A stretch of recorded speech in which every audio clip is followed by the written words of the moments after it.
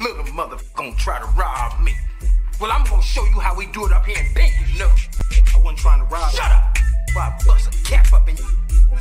Now who sent you? No. Source up, we standing tall in your short stuff. Yes. Our lunch is the bullshit that you dressed up. Address us on scholarship, homie, knowing you messed up. So fess up, you look for the best, knowing that that's us. Source up, we standing tall in your short stuff. Yes. Our lunch is the bullshit that you dressed up. Address us on scholarship, homie, knowing you messed up. So fess up, you look for the best, knowing that that's us.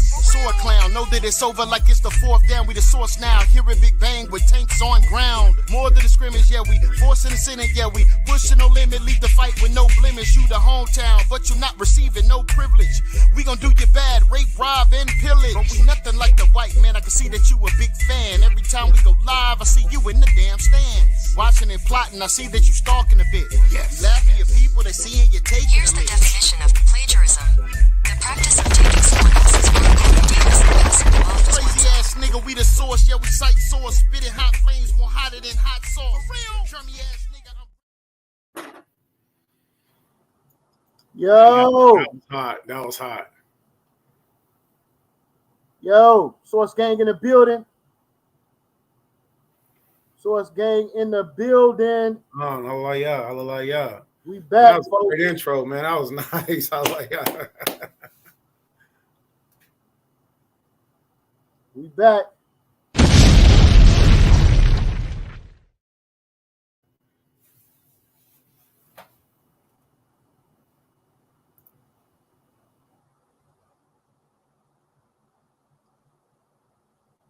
Yeah, we back, man. We back. We got a great fight tonight.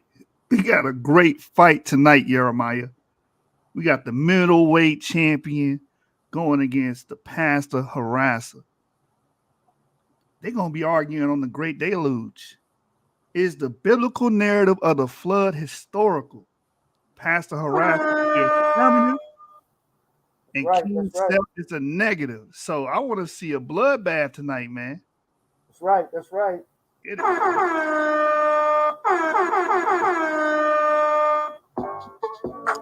Yeah.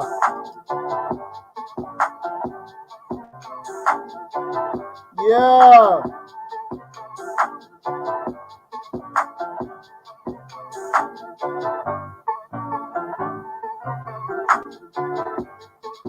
That's what it's about, man. Huh? Are you going home with the gold? Huh? Yo, man, shout out to my millennials, man. Check out my t-shirt, man. You gotta be a certain age to understand what this is, right? Huh? Yo, Trust Debate League, man, we back in full effect, man. We got a powerful show for y'all tonight, right? We got the middleweight champion in full effect, man. Let me tell y'all something right now. Y'all better put some respect on the middleweight champion's name, man, right?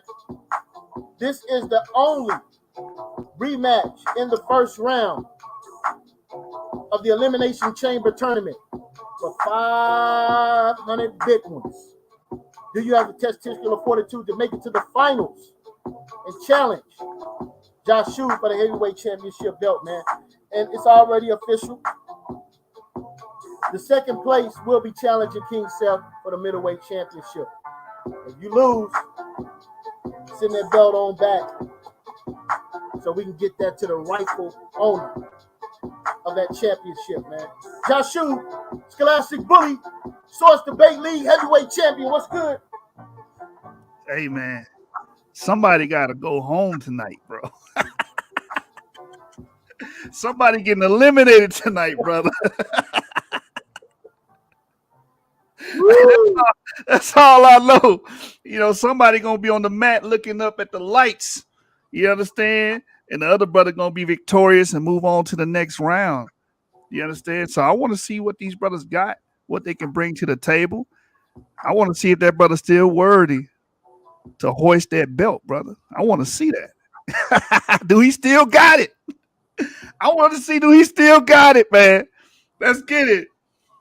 All right, man. So look, man, without further ado, man, we're going to get right into it, man. We got the judges in attendance, right? Josh Shu, you want to introduce the judges?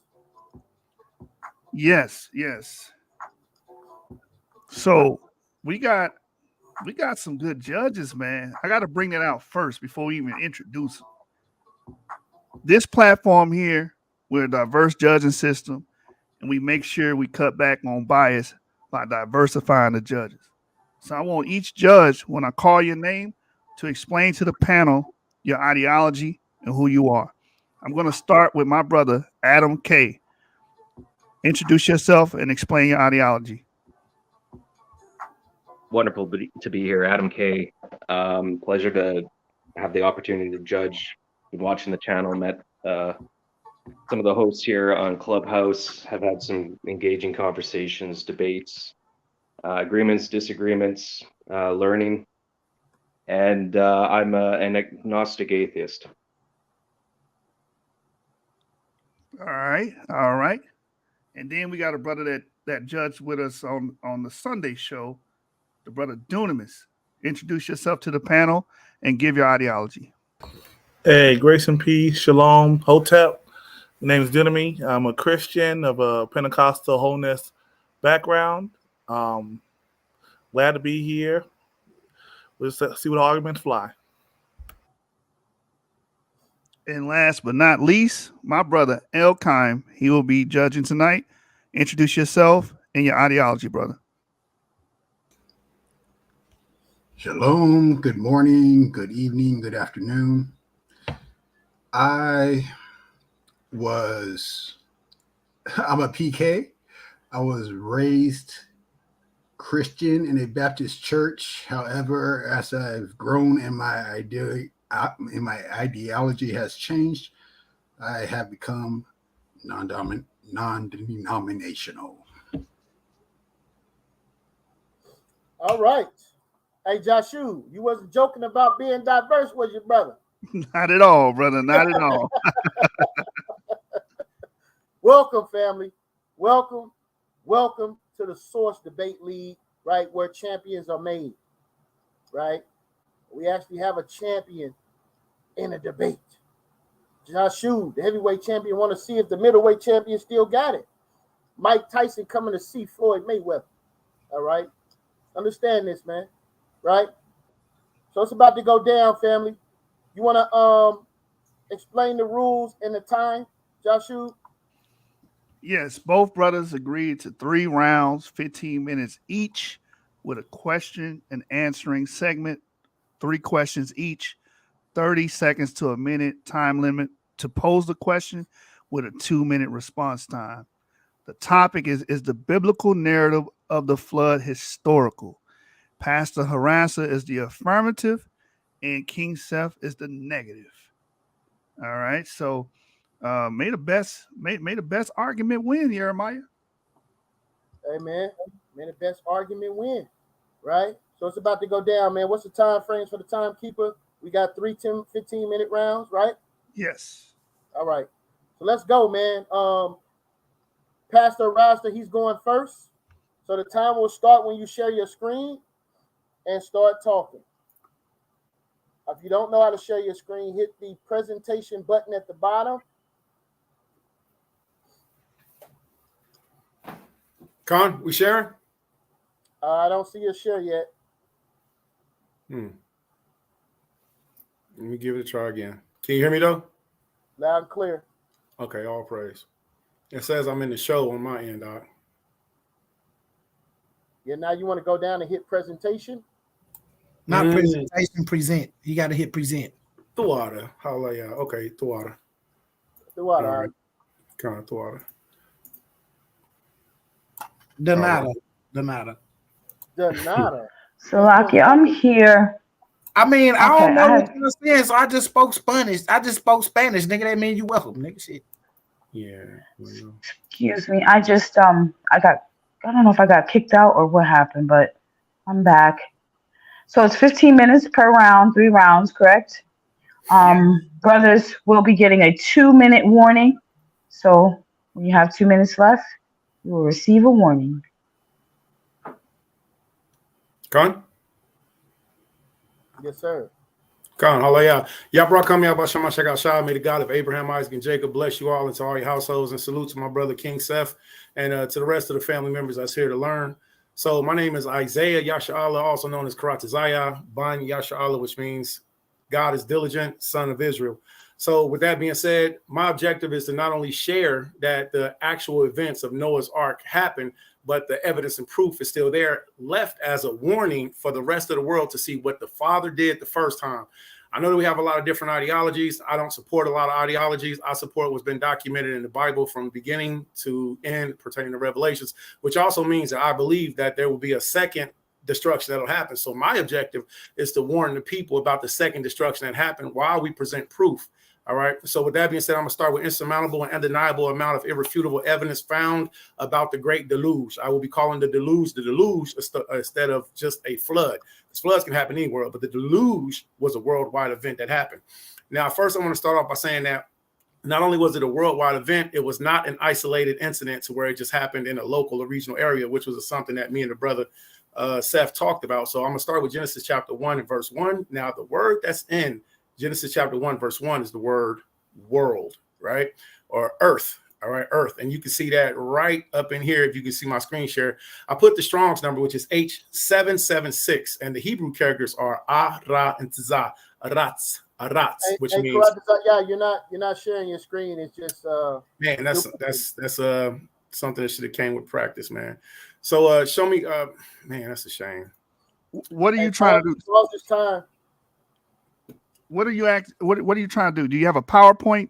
Yeah, I actually have a PowerPoint set up. Yeah, what you have to do is listen. What you have to do is when you go to present, mm-hmm. and when that screen pop up, you got to click on the screen that's on there, that little box. You got to click on that box. When you click on that box, go back to it's gonna highlight the share. Go back to presentation. I mean, not presentation. Present. Hold on, real quick. Hold on. Y'all, everybody, stop. Y'all gonna confuse them. Click stop stream first. Sure. Stop stream. Now click present again. Come on. Share screen. Click the box. You got to click the box first. You got the screen that you see us in. Mm-hmm. That's on that little box screen. It's a box within a box, and you see us on it. You got to click it. You confusing them. Click share screen, brother. All right. But he got to click the box before he shares. All right, Kyng Seth, let Joshua do it. When you click share screen, what does it say? All right, Con. So when I click share screen, all right, it gives me a couple different options. It says entire screen, window, Microsoft Edge tab. Those are my three options.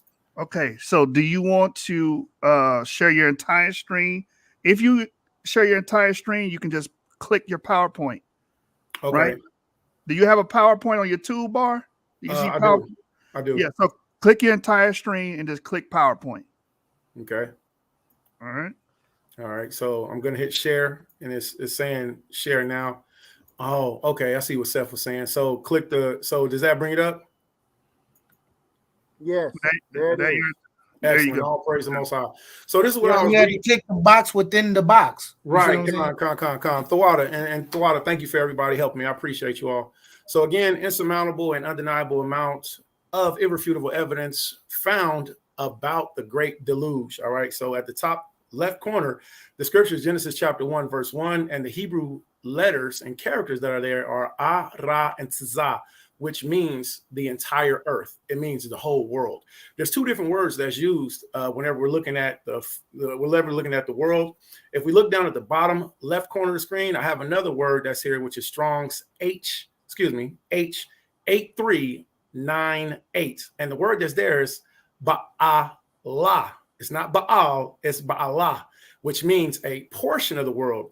So I encourage anybody that wants to look up these two different references, because I believe that any issue that we have can primarily be settled if you just look up the word in the language it was written in, which is Ibadiaf.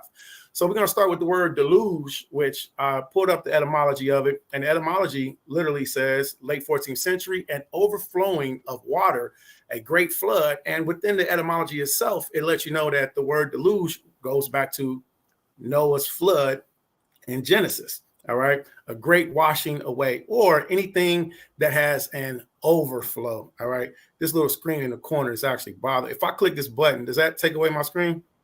No, you're good. Okay. Amen. Excellent. Because I couldn't see. Hey, hold on. Stop his time. Let me give you a little pointer. Absolutely. You see where it say cloudy? You see where it say the 54 degrees cloudy right there? And they got the box. and then they got the 4 box, and then they got the box with that TV with the screen.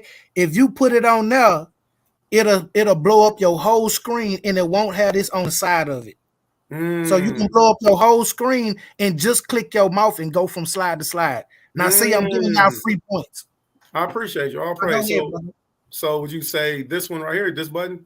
No, go down. Look, go all the way down to the bottom of the screen. You see where it say 54 degrees cloudy? See where it say that? Now look up. You see where it say the 4 box right there? Not that one.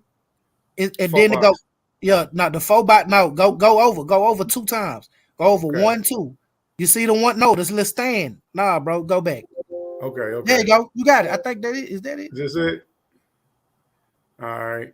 Oh man, the water. All right, man. Yeah, there you go. Honors. Come on, double honors. See if father. You can also zoom in on your words on that too. Okay, the water. All right, so that's what we started at. Okay, I don't want to go over it again, but I really appreciate everybody who helped me out with that. The water. All right, yeah. Kyng Seth, mute your mic while you helping for your own destruction. What's still going on in here? I'm helping nigga beat himself. Real time. Moving forward. So my objective is not only to teach about the flood, but it's to warn the people. Reason being is because there's another destruction that's coming that the first world actually knew about. So Ezekiel chapter 33, verse 1 through verse 9 is for everybody. I'm not speaking to Seth. All right. Seth is a part of this, but I'm actually speaking to the people that's behind Seth. I'm speaking to the people that's actually wanting to hear and learn something different. Now, Seth is a part of this, so I'm not discrediting him, but my objective is to teach the people. So again, Ezekiel chapter 33, verse 1, again, the word of Yahweh came unto me saying, and right here it says, Son of man, speak unto the children of thy people. So this is who I'm talking to, and say unto them, when I bring the sword upon the land, if the people of the land take a man of their coast and set him for their watchman, if he see if the sword come upon the land, he bloweth the trumpet and warn the people. Then whosoever heareth the sound of the trumpet and taketh not warning, if the sword come and take him away, his blood shall be upon his own head. So if you have heard the narrative of Noah's Ark or the great deluge that happened before, and then you see the time frames of what's happening right now, and you don't take heed or take warning to start fixing yourself, getting your things together, learning about the creator of everything, who is Yahweh, the God of the Israelites, the God of the whole world, actually. If you don't take heed to the warning, then you will be taken away. And if we can see that he placed a large boat on top of a mountain encased in ice, and that if that proof and evidence is there, which it is, then we should also take heed to the warning of the future trouble that's coming. And that way we get a chance to be able to fix ourselves before that happens. Verse 5, he heard the sound of the trumpet and took not warning. His blood shall be upon him. But he that taketh warning shall deliver his soul. And that's what we want to do. We want to get our friends, our families, those that's close, near, to be able to have the opportunity to be able to do something different. I don't want to die in my sin and my wickedness, nor do I want my friends or family to eat. I don't even want my enemies to, honestly. They're going to have their portion. But in reality, if we can, we should bring all people to Hamashiach Yahweh Shai, which the world ignorantly accidentally calls Jesus. That's what we should be bringing them to, so they can come to his Father. Verse 6. But if the watchmen see the sword come and blow not the trumpet, and the people be not warned, if his sword come and take any person from among them, he has taken away his iniquity, but his blood will I require at the watchman's hands. All right. So this is our responsibility to be able to teach and draw people to our Father for the sake of saving, helping. All right. So thou, O son of man, I have set thee as a watchman unto the house of Israel. Therefore, thou shalt hear the word at my mouth and warn them from me. When I say unto the wicked, O wicked man, thou shalt surely die if thou dost not speak to warn the wicked from his way. That wicked man shall die in his iniquity, but the blood will I require at thine hand. And that's a warning to the people. That's a warning to us who know better. All right. So if you know better, you don't speak, then you can possibly be putting your own self in jeopardy and losing your own family's lives. All right. Nevertheless, if thou warn the wicked to turn away, so like that. Nevertheless, if thou warn the wicked of his way to turn from it, if he do not turn from his way, then he shall die in his iniquity, but thou shalt deliver thine own soul. And that's the stance that I believe that we should all take. Now, my next thing that I'm going to be presenting is, why did the flood happen? Because of what we just read previously. All right. Now, according to the narrative that we know to be true, Genesis chapter 6, verse 5, 6, verse 5, 7, and verse 12, here's what happened. And Allahaya, I'm going to be reading half in English, half in Hebrew. If anybody has questions, I don't mind. And God, Allahaya, saw the wickedness of man was great in the earth, and that every imagination of his thoughts and of his heart was only evil continually. Verse 7. And Yahweh said, I will destroy man whom I have created from the face of the earth, both man and beast and the creeping thing and the fowls of the air. But notice he didn't say he would destroy the things in the oceans, which shows us that the things in the sea are a lot older than the things that are above, right? For it repenteth me that I have made them. Verse 12. And God, Allahaya, looked upon the earth, and behold, it was corrupt, for all flesh had corrupted the way upon the earth. And this is the same time frame that we're living in now. So we're seeing wickedness increase. All right. This is the reason why Yahweh sent the great deluge. And now we can go to the next part, which is Genesis chapter 6, verse 12 through verse 17. So one thing that's a major issue that we see is sodomy. All right. We see the eating of unclean meats, and that's a very important thing. We see the laws of Yahweh thrown behind our shoulders instead of being in front of us. So Genesis chapter 6, verse 12 to verse 17, and it reads, and Yahweh looked upon the earth, and behold, it was corrupt, for all flesh had corrupted his way upon the earth. Verse 13, and Allahaya said unto Noah. Now, it's very important to know that Noah's name is pronounced a lot of different ways. And when I lived in Turkey, they actually came up to the company that we were with, and they called us Noah because of the way that we look, because of the way that we dress, and because in Turkey, they actually acknowledge us as being Israelites. They call us Çocuğu Musa, children of Moses, in the land of Ararat in Turkey. So the point of saying that is to say it's important to know that Noah has different names. So right here, and Noah, Allahaya said to Noah, the end of all flesh has come before me, and the earth is filled with violence through them, and behold, I will destroy them with the earth. Make thee an ark of gopher wood, rooms thou shalt make in the ark, and shalt pitch it within and without with pitch.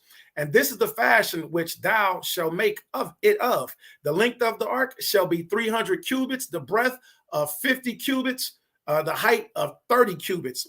Verse 16, a window shalt thou make it the ark, and a cubit shalt thou finish it above, and the door of the ark shalt thou set in the side thereof, with lower, second, and third stories shalt thou make it. All right, all important information, because when we go forward, we're going to see that this boat still exists to this day, and it has those dimensions. Verse 17, the last part, and behold, I, even I, do bring a flood of waters upon. Remember, this word is Harassa. When it says earth, it doesn't mean regionally. All right, that word is ba'ala. Ba'ala is the word for a regional flood, such as in Samaria or in Palestine. All right. But the word Harassa is the word that's used here in Hebrew, which is why we started with that. To destroy all flesh, not just in the region, wherein the breath of life from under heaven, and every living thing that is in the earth shall die. So we see this painting right here. Anybody can Google this image. You know, you just Google the words painting time before the flood. All right. This isn't just a random painting. This painting was done on purpose by the artist, and I don't remember his name at the time, but you can Google time before the flood painting, and it'll show that what was happening was during the times of Noah, things were reveling, things were wild, and it's the same thing that we see here at the top. It's the same thing. So the destruction that the Most High brought upon the world is because he's seen that wickedness greatly increased. We have men, women, and children celebrating an abomination, which I have no problem saying, an abominable feast in the most holy land in the world, which is Jerusalem or Jerusalem. The same thing we see here that the Most High tells us in Proverbs chapter 16, verse 18, pride goeth before destruction. And I'm here to tell you that destruction is coming again. However this debate goes, the objective is we want to warn the people. So we have Satanism, we have, you know, the most abominable things that we've seen in our time frame, you know, with the Balenciaga scandal and with the Sam Smith, if anybody heard of that abomination, you know, this is one of the tattoos of his arm of a child in the mirror with his pants down on high heel shoes. So the Father tells us that these things are going to happen and pride will go before destruction. Well, I'm telling you, destruction is coming next. Okay. So in social media and without the world, we have the children of Israel being used as tools for Hashatan, Ecclesiastes chapter 10, verse 13. Again, for pride is the beginning of sin. So in the beginning of the first world that Yahweh had destroyed, the first time frame, we had the arrogancy, we had the pride, we had the revelings. Pride is the beginning of sin, and he that hath it shall pour out abomination. And therefore, Yahweh brought upon them strange calamities and overthrew them utterly. This picture that's in the bottom right corner is a Hamite African family of a grandmother that's 61 years old, marrying her 9-year-old son. Utter abomination. All right. Hell, Satan is a documentary that anybody can just watch right now on TV. And the whole objective is to 2 minutes. Absolutely. 2 minutes. With that being said, I'm very grateful. So lastly, on this point, Genesis chapter 18, verse 1 through verse 4 is understanding where the ark of Yahweh is currently located. All right, which Noah and his family navigated and is right now steadfast planted, which will lead me into the next segment. So with that, I yield the floor.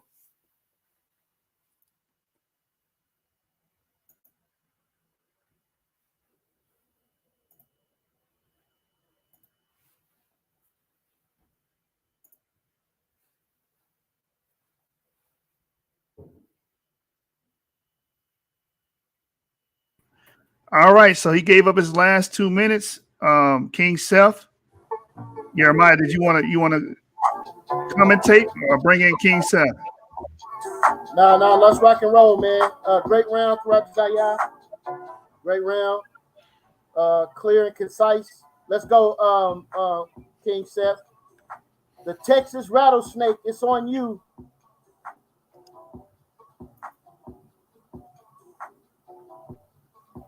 You're on mute, Kyng Seth. 1 second before you get started. We lost the timekeeper.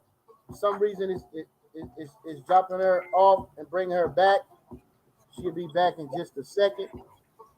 I'm keeping time too, so we can keep it rolling. All right, let's go, Kyng Seth. It's on you. Whenever you're ready, share your screen. Your time starts when your screen is up and you speak, brother.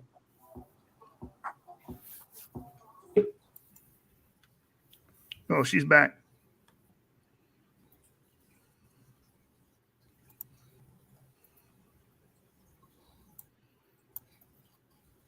Is my screen shared?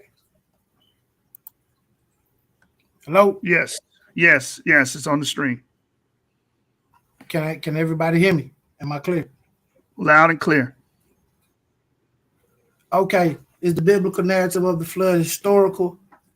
I'm preaching a negative, Kyng Seth. So my brother in the last round, he wanted to use the narrative of the earth. So we're gonna go on that. Let's check on this right here. For everybody that will be on top of the screen on just each slide. That's on the thing. This right here, I want to introduce this Pastor Anthony right here. He thought he played game too. So I invited him to come through and see what it is. Go through a couple of definitions. I like to start my debates off with definitions. Let's go with the narrative. A, something that is not really a story account. He is writing a detailed narrative of his life on the island. B, a way of presenting, understanding a situation or series of events that reflects and promotes a particular point of view or set of values.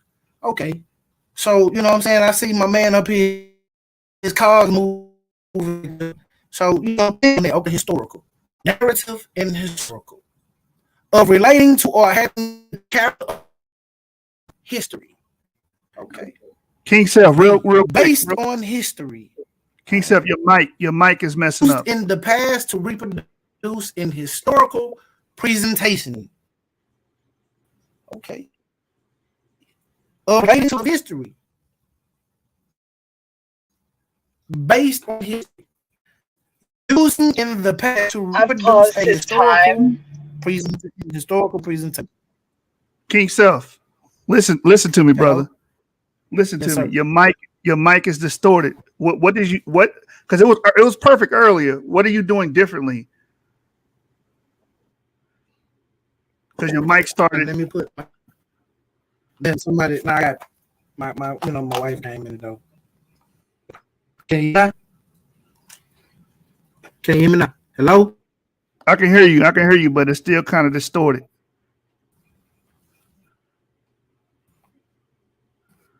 Are you talking?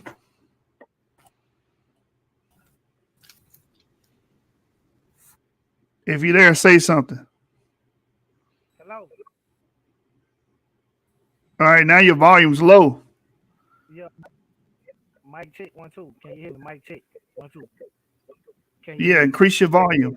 Yeah, I can hear you. My volume need to be up. Hello. Can you hear me? There you go. That's better. That's better. All That's right. better. I had to put my headphones on. All right. Now it's Cool. So we see the difference between. Can you hear me now? yeah, but now it's popping. Your mic is popping. Hello. It's popping, bro. I ain't letting up my line. Like, bro, I'm right here. Okay, that's clear now. Let's try again. Let's try again. Let's try again. Go ahead and go. Go ahead and go. All right. So we see the definitions. We see the definitions right here, and we see Pastor got his notes right. Let's go to the next slide. All right, Noah and the flood synopsis. This my little niece right here. She gonna be helping me, y'all. You know, she gonna be popping in every now and then for a little thing. I think she say, man, don't waste her time. So, you know, young lady, we not gonna waste your time, but we gonna get to the facts. Noah and the flood synopsis. Like I say, you're gonna see my sources on my slides. In Judeo-Christian tradition, the story of the flood symbolizes God's punishment in the scene among mankind. He decides to destroy all men except for Noah and his family, because Noah alone among men had lived a life free of sin and evil. Noah and his descendants thus mark the beginning of a new relationship between God and man, with the rainbow symbolizing God's promise not to flood again. His covenant paves the way for the New Testament of Jesus Christ, whose covenant with mankind will be even more pronounced since Jesus will sacrifice himself for all humans to redeem their sins. All right, let's not waste the young lady time. You see what I'm saying? Let's keep going. This is the narrative. Now, like he said, like the brother said before, he admitted to it's not a regional flood. He said it was the whole earth. And I'm going to concur. Now, as y'all can see, the pastor over here, he champion for this. He's saying the world too. That's what the pastor, this Pastor Anthony of the Holy Bible Baptist Church of Queens or whatever, such and such and such and such. Now let's go to Genesis 6. See, this is 9. Let's go to 6. Let's go to let's go to verse 15 right here. This is how you are to build it. Cubits high. Make a roof for it, leaves below the roof. Open it 1 cubit high all around. Put a door on the side of the ark and make lower, middle, and upper decks. I'm going to bring flood waters onto the earth. Like he said, the earth. To destroy all life under the heavens, every creature that has the breath of life in it. Everything on earth. Now I want people to remember this word, earth. Because this is not just saying regional, like he said.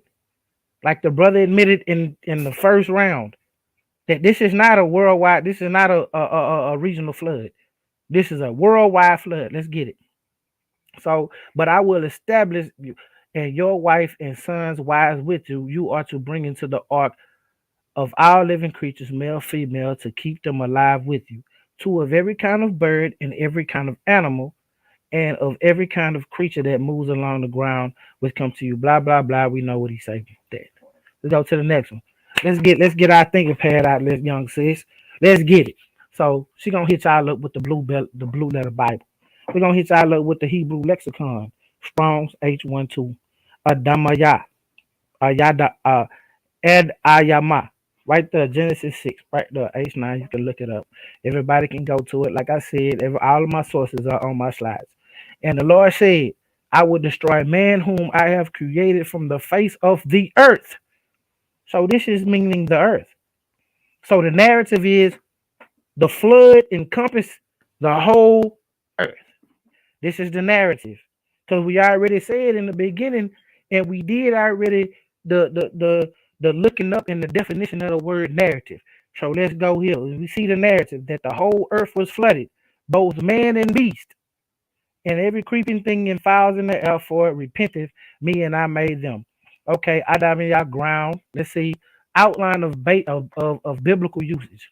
Let's see ground, substance, piece of ground, earth substance, ground of earth, visible surface, land, territory, country, whole inhabited earth, city of Naphtali.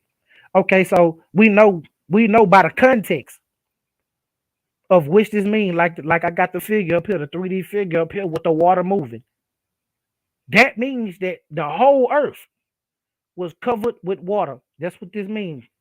On the outline of the biblical uses of the word over here in H12 and H127 in the Hebrew, ada I- ada ayama.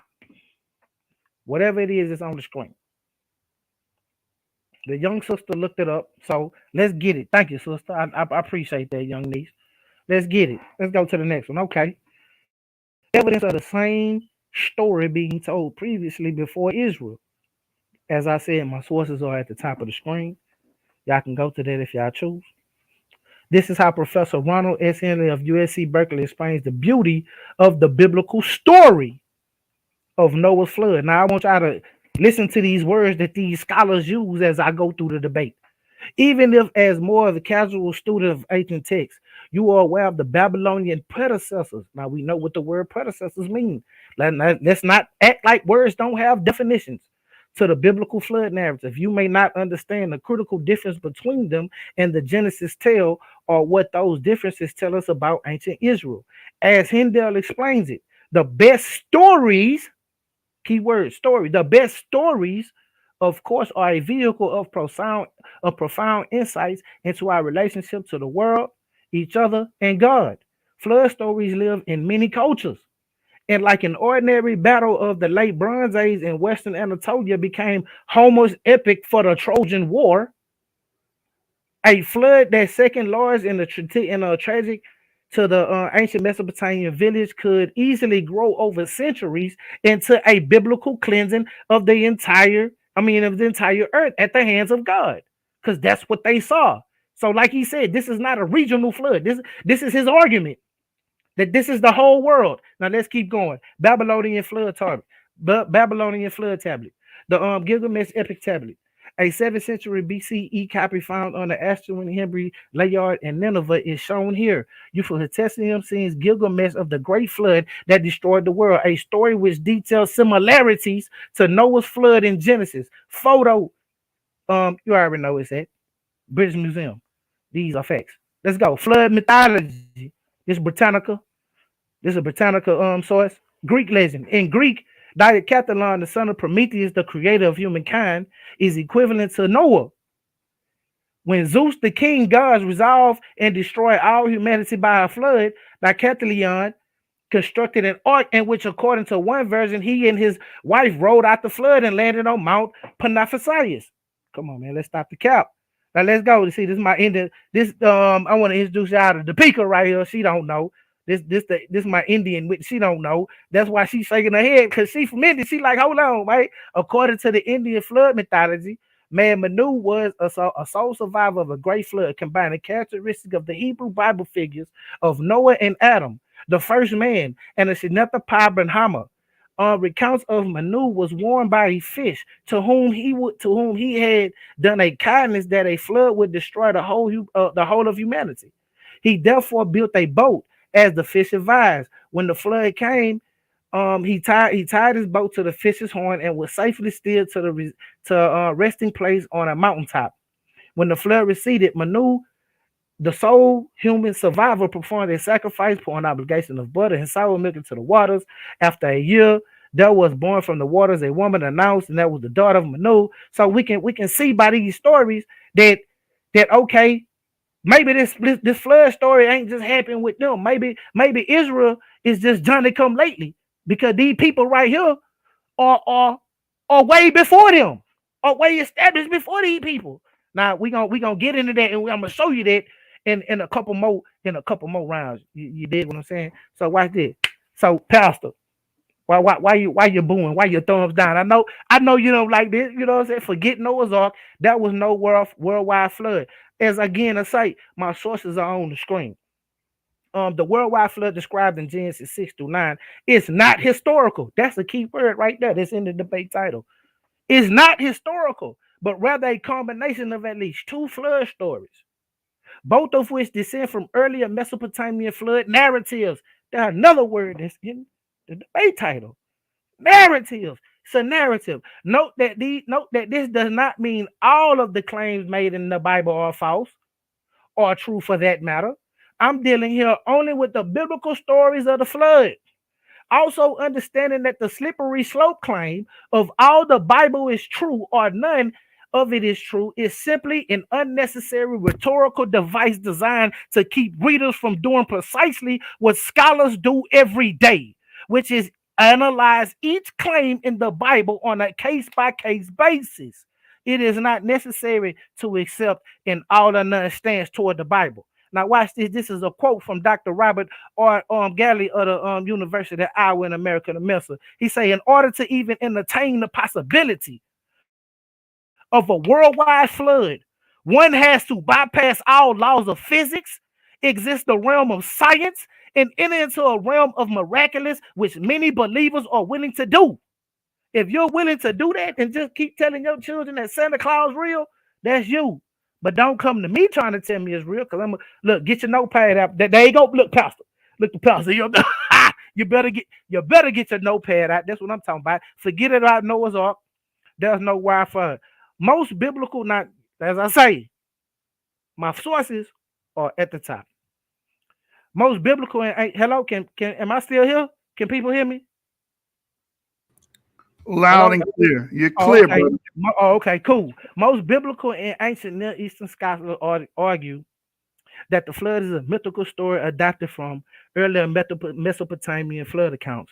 These early accounts include 17th century BCE Sumerian flood myth Eridu, Genesis 5, the 18th century BCE Akkadian Atreyu Hasis, the Epic of Gilgamesh, which are some of the earliest known examples of the literary style of writing. The most complete version of the Epic of Gilgamesh known today is preserved on the 12th clay tablet from the library of Assyrian king Ashurbanipal. I mean, 685 to 627. This extended Akkadian version derived from the earlier Sumerian versions. In the story of Gilgamesh, Hyperion, a wild man beast named Enkidu, traveled the world on a number of quests and ultimately displeased the gods. 2 minutes. 2 minutes. Okay, since my 2 minutes, let's get down to the nitty gritty. These flood stories appear to have been transmitted to the Israelites early in Israel's history. Contact between the Assyrians and the Israelites is known from the conquest of Israel and its capital Samaria in 721 BCE by the Assyrian king Shalmaneser, 727 to 722 BCE, and from the attempted conquest of Jerusalem by the Assyrian king Shetharab, 704 to 681. These stories were apparently modified to conform to a monotheistic faith, but retain characteristics such as the destruction of nearly all living things via a flood, the salvation of a select few people and animals, and the construction of a boat in regret to the deity, and the regret of the deity for the flood, prompting the promise not so to do so again. Thus, like many of the early stories of Israel's primordial history, the flood story appears to be an adaptation and the integration of a previously known myth into the theology of Israel. So what this is saying is that this story was adapted from stories before. So he hasn't proved within the time of Noah that it happened within his time, because these are stories that was already told the same way, the same thing, just different names. It don't matter what you do to it, it's still the same story. Now the narrative is the worldwide flood, not regional. Like he said it's not a regional flood. I'm saying that it is a regional flood, but it was not a worldwide flood via the narrative of the debate topic. The debate topic is the flood story, the biblical flood narrative, and historical act. Is it historical? And that is the narrative. I proved the definitions in the beginning. I went to the time. That is time.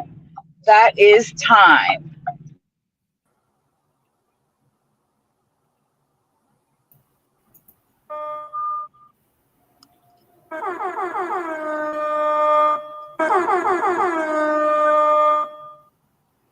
Yo. Joshua. Hey, Jeremiah, he ain't the middleweight champion for no reason, brother. Okay. All right. That's what I'm talking about, Kyng Seth. Let's talk. Now we got conflicting. Man, don't want no smoke with me, man. I'm telling you, man. We don't need no ad libs from you, Kyng Seth. Thank you very much. Okay, what's going on in here, man? Joshua, man, get your mans. Whose mans is this? Right? Look, we got two conflicting paradigms here, right? And so we're going to be able to get into the meat and potatoes of these things. We're entering into the second round. Pastor Harassa, are you ready? Come on, Khan. Your time will start when we share your screen. All right. So all right. All praise to water. All right. So just to get back to it, from my opinion, what the brother Seth did was excellent because, you know, from what I see, he further validated that this flood was known throughout different cultures. All right. So I'm going to jump right back into it. As we've seen, this narrative that Yahweh gave us was that this flood was brought about because of the wickedness of the world. Now, as we're going to go to now, Genesis chapter 8, verse 1 and verse 4, and we're going to understand the location of where the Ark of Noah currently is resting today. All right. So not only did the flood happen, the word that was used there, I read in Hebrew. All right. So I'm going to let everybody know the word is Aratzah. All right. That's the correct word that's used for world, and it means earth. It means the entire earth. And then even in Seth's definition that he gave, there was a word that was skipped, which was the entire world, the entire land. So if anybody's seen that, the word that's there is actually Aratzah. All right. So let's get back to it. And Yahweh remembered Noah. If you look at the top left corner of the screen, now the location of where Noah's Ark is currently right now at this time is in the mountains of Armenia, is in Turkey. All right. So we have a map, we have a representation of what Noah's Ark is. And verse 1, and it reads, and Yahweh remembered Noah and every living thing and all the cattle that was with him in the ark. And Yahweh made the wind to pass over the earth. And see, again, the word that's there is Aratzah, is the word earth. So we're going to see that continually. And I encourage everybody, even though you can use Blue Letter Bible, you have to make sure you use the right words, because sometimes you have the same name and it'll be a different person, or sometimes it'll say earth or world, and you have to know the difference between the two.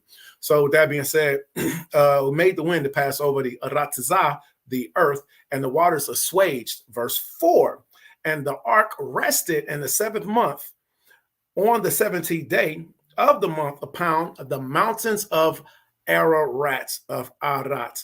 Now, the next part that we're going to read is the same thing. And again, Seth did an excellent job of speaking of the other cultures of the world that knew about this worldwide deluge that happened. And the next part, it says the Babylonian name was Aratu. So we're still speaking about the mountains in Armenia. And 2 Kings chapter 19, verse 37, and Isaiah chapter 37, verse 38, the word is translated from the King James Version. Aratu is the original name, to now we know the name as being Armenia, which correctly represents the region designated. It was to Armenia that the sons of Sennacherib is the name. All right. Sennacherib was a king that, conquered Yasharallah. And once he was defeated, he fled into Armenia. All right. We can see that in the book of Jeremiah, chapter 51, verse 27. Now, Ararat is a mountain location that's inside of Armenia. All right. And is associated with Median Ashkenaz, which is the Jewish people. This is a location that they live in. Genesis chapter 8, verse 4 says the ark is said to have rested upon the mountains of Ararat, i.e., in the mountainous regions of Armenia. The plural showing that there is mountainous peaks was known as Ararat was not referred to. And the reason why it says that is because in Ararat, in Armenia, in the place of Aratu, there's actually two mountains. And they're not two mountains. One of them is a mountain and one of them is a volcano. All right. This is the peak of the volcano region rising up from the lowlands of Aras, which is a river. Now, check this out. The height of the location of where this ark and this historical flood happened, the mountain is 17,000 feet, right? And that's how high up Yahweh proved that he could put a boat. So in the future days, we would be able to go back and look, not only go back and see that he actually did this event, but to warn us, okay? So we have another mountain right next to it. There's 2 locations, and the other one is 13,000 feet.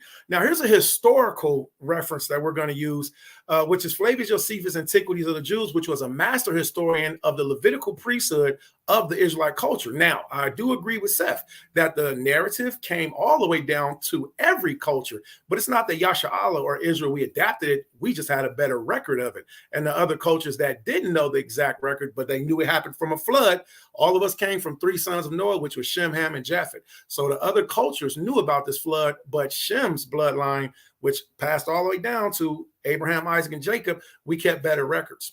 So Flavius Josephus at the top of the screen in the top left corner, it says AJ, which means Antiquities of the Jews, 131. All right, and it reads, now the posterity of King, it doesn't say King. Now the posterity of Seth continue to esteem Yahweh as the almighty power, as the Alahaya of the universe, and to have the entire regard of virtue for 7 generations. But in process of time, they were perverted and forsook the practices of their forefathers and did neither pay those honors to Yahweh, which were appointed them, nor had any concern to do justice towards men. And this is the direction that the world is going now. So we started off showing honor, reverence, and respect to the Most High, which everything was fine when we stopped. Then he brought the great deluge upon us because the world had flowed into a pattern of wickedness. All right. So, but for what degree of zeal they had formerly shown for virtue, now showed by their action a double degree of wickedness, whereby they made Yahweh to be their enemy. But Noah was very uneasy at what they did, and being displeased at their conduct, persuaded them to change their disposition and their acts for the better. And that's what my stance is, to tell everybody, not only did this worldwide deluge, which we read the definition of it, I showed the word and the correct word in Hebrew of Harassa, but also to warn everybody that there's going to be another destruction that's going to come. So when we go to these other slides and we see that the world powers knew about this great deluge, and that also this large ark is still in the world, now we have something to look at and say, well, hold on, there may be a future, definitely will be a future judgment coming that we want to prepare ourselves for. Now, here's a few precepts on Noah. For those who don't know, we have Hebrews chapter 11, verse 7. It says, by faith, Noah, being warned of Yahweh, of things not seen as of yet, moved with fear, prepared an ark to the saving of his house by which he condemned, and we have the word world again. Now, again, I encourage everybody, go to the scripture. The word is Harassa, which means the entire planet and absolutely not regional, which again is why we have to know how to not only pick a word from Hebrew, but we have to know how to read Hebrew, okay? All right, and became heir of righteousness, which is by faith. Ecclesiastes chapter 44, verse 17. Noah was found perfect and righteous in the time of wrath. He was taken in exchange for the Harassa. Therefore, what was he left as a remnant unto the earth when the flood came? So we see 2 different words are used there. So that's why it's important, again, to do every word that you see. Whenever you're doing research and I body off, which I encourage everybody, Hebrew is super easy. If you need help, you can contact one of us and we'll help you. Verse 18, an everlasting token or a covenant was made with him, that all flesh should perish no more by the flood. 2 Peter chapter 2, verse 5. And what? Yahweh spared not the old world, but saved Noah, the 8th person, a preacher of righteousness.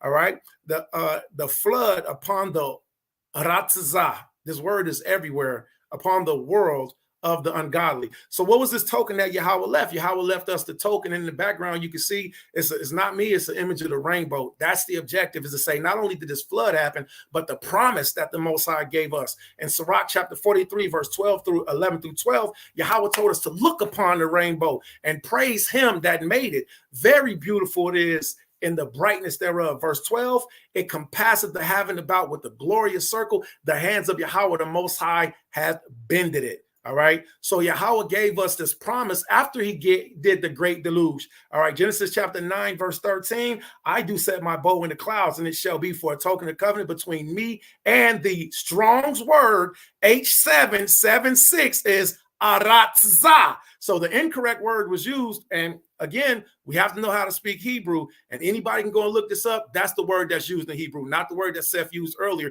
which means the whole world. All right, so to move on forward, historical references of the Ark and the flood in Armenia, modern day Turkey. Again, Flavius Josephus, Antiquities of the Jews, book 1, chapter 3, paragraph or line 1, paragraph 93. Now, all the writers of the barbarian histories made mention of this deluge. All right, so we can see world cultures all over, including Egypt. All right, gave reference of this great deluge, of this great flood, among whom is Berosus, the Chaldean. Again, as Seth said, the other cultures knew about this, and it was not, again, I repeat, it was not a regional flood. We both agreed on that. It was a worldwide flood. But Berosus, the Chaldean, for when he was describing the circumstances of the flood, he goes on to say thus. It is said that there are still some parts of the ship in Armenia, as we've seen, is Turkey, modern day Turkey today, at the mountain of the Chaldeans, and that some people carry off pieces of the bitumen. Those are pieces of wood. There are literally people right now in Turkey that go up to this mountain, break off pieces of this ark that's encapsulated in ice, and bring it back down to prove that Yahweh destroyed the first world. I don't care if Seth is right or not. All I care about is showing the truth and then telling people that Yahweh is bringing the judgment. He put a boat on a mountain encapsulated in ice 17,000 feet above in the sky, excuse me. And there's not enough water in the oceans of the world right now that can reach up that high. So there had to be a worldwide deluge. We have to believe the narrative of the scriptures. Either that or suffer the consequences to come. All right. That's the warning. All right. At this mountain of the Chaldeans, and some people carry off pieces of the bitumen, which they take away and use chiefly as amulets for the averting of mischiefs. All right. We have Hieronymus, an Egyptian also. So we see even the Hamites, the Egyptians, the children of Canaan, they gave narratives, which we're going to look at that also, explaining this worldwide deluge. Okay. Who wrote the Phoenician antiquities, Menaeus, and great many more make mention of the same.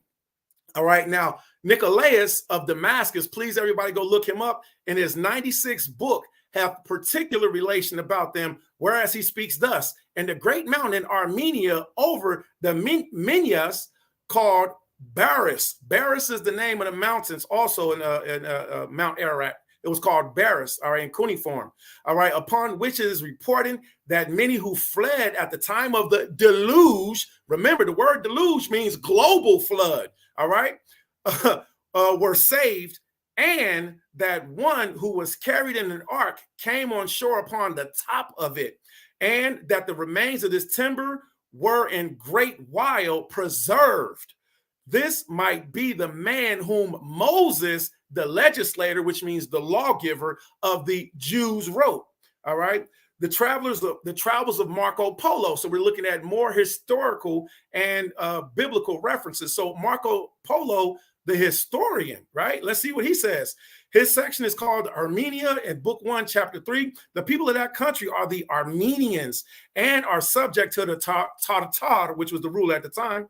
And you must know that in this country of Armenia, that the Ark of Noah's existence, the Ark of Noah exists on top of a certain great mountain, on the summit of which snow is so constant that no one can ascend, that no one can ascend, for the snow never melts and is constantly added by new falls. So the point of saying such is to show that we have multiple historians, we have, different cultures, and these are not 2 minutes. Excellent. 2 minutes. Excellent. These are not people that didn't know world history. So now we're looking at in-world cultures' knowledge of a land-changing deluge supported by geology.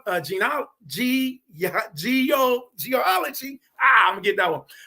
As our flood legends, all the way from Scandinavia to Egypt. All right, so these are different representations of different cultures, from Arabic to Hindu to Hindi, and my favorite is Nun and the great flood story narrative that we see of the Egyptian false goddess holding up a great ark with 8 people above it. 1, 2, 3, 4, 5, 6, 7, and the 8th one. So not only is every culture in the world knowledgeable of this, but also didn't speak about a regional flood. This image right here, 1, 2, 3, 4, 5, 6, 7, 8. And this is one of my reasons why I like to say that I salute the Egyptian culture, because they further prove the biblical references.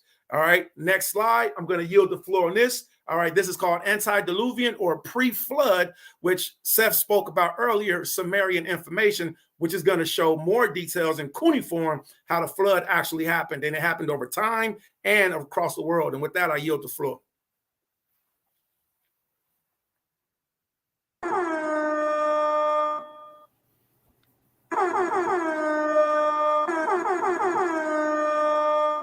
Yo.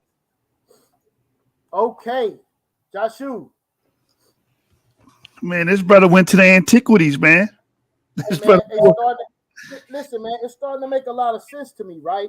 Because the question was, right? The question was, Salakia, the question was, how does these ancient civilizations have the flood story? Is the flood story a copy, or if it's not? According to the brother's understanding, is that this flood story, right, predate all existence, right? And it's something that had a trickle-down effect from generation to generation. I think that's a powerful point. And hey, listen, that 8 man on that Egyptian hieroglyph, woo, Joshua, I don't know, man. Let's go, Kyng Seth. Where you at, man? Where's you at, brother? He definitely was punching. He was punching, brother. Woo! I don't know, man. Where's Kyng Seth? He ain't on life support, is he? Nah, I just brought him up. Oh, here you go. Kyng Seth already going. He already going, not even on stage. Man, can y'all hear me? Yeah. Hold on, brother. Hold on. Let's get you. You ready to go? Man. Nah, man, hold on. Y'all bamboozling me. Hello? Nah, we got you. Don't do the Akmalak, brother. Please. Y'all can hear me. Hey, come on, Joshua, come on. Can y'all hear me, man? That's what I'm asking. We can hear you, brother. All right, cool. Y'all see my young sister right there, man. She looking at y'all like, man, the narrative is the worldwide flood, not regional. Like he said, it's not regional. You see what I'm saying? See, I thought he was going to come in and put up a fight, but he off topic. He going off faith. He talking about we got to believe. What you mean we got to believe? I'm going off facts. I'm going off what's real. Come on, sis. Come on, yo. Sis, the pastor down there talking noise. Come on, let's look right there. Pastor, you beat me here? His heart beating. Okay. Regional evidence of the Noachian and the similar floods. 2 rivers of the Euphrates and the Tigris flow through Mesopotamia, which is now the country of Iraq, figure 1, which there are several layers that expose rocks near these 2 rivers in southeastern Mesopotamia that are likely flood deposits. Most are about a foot thick, but one as much as 3 meters thick.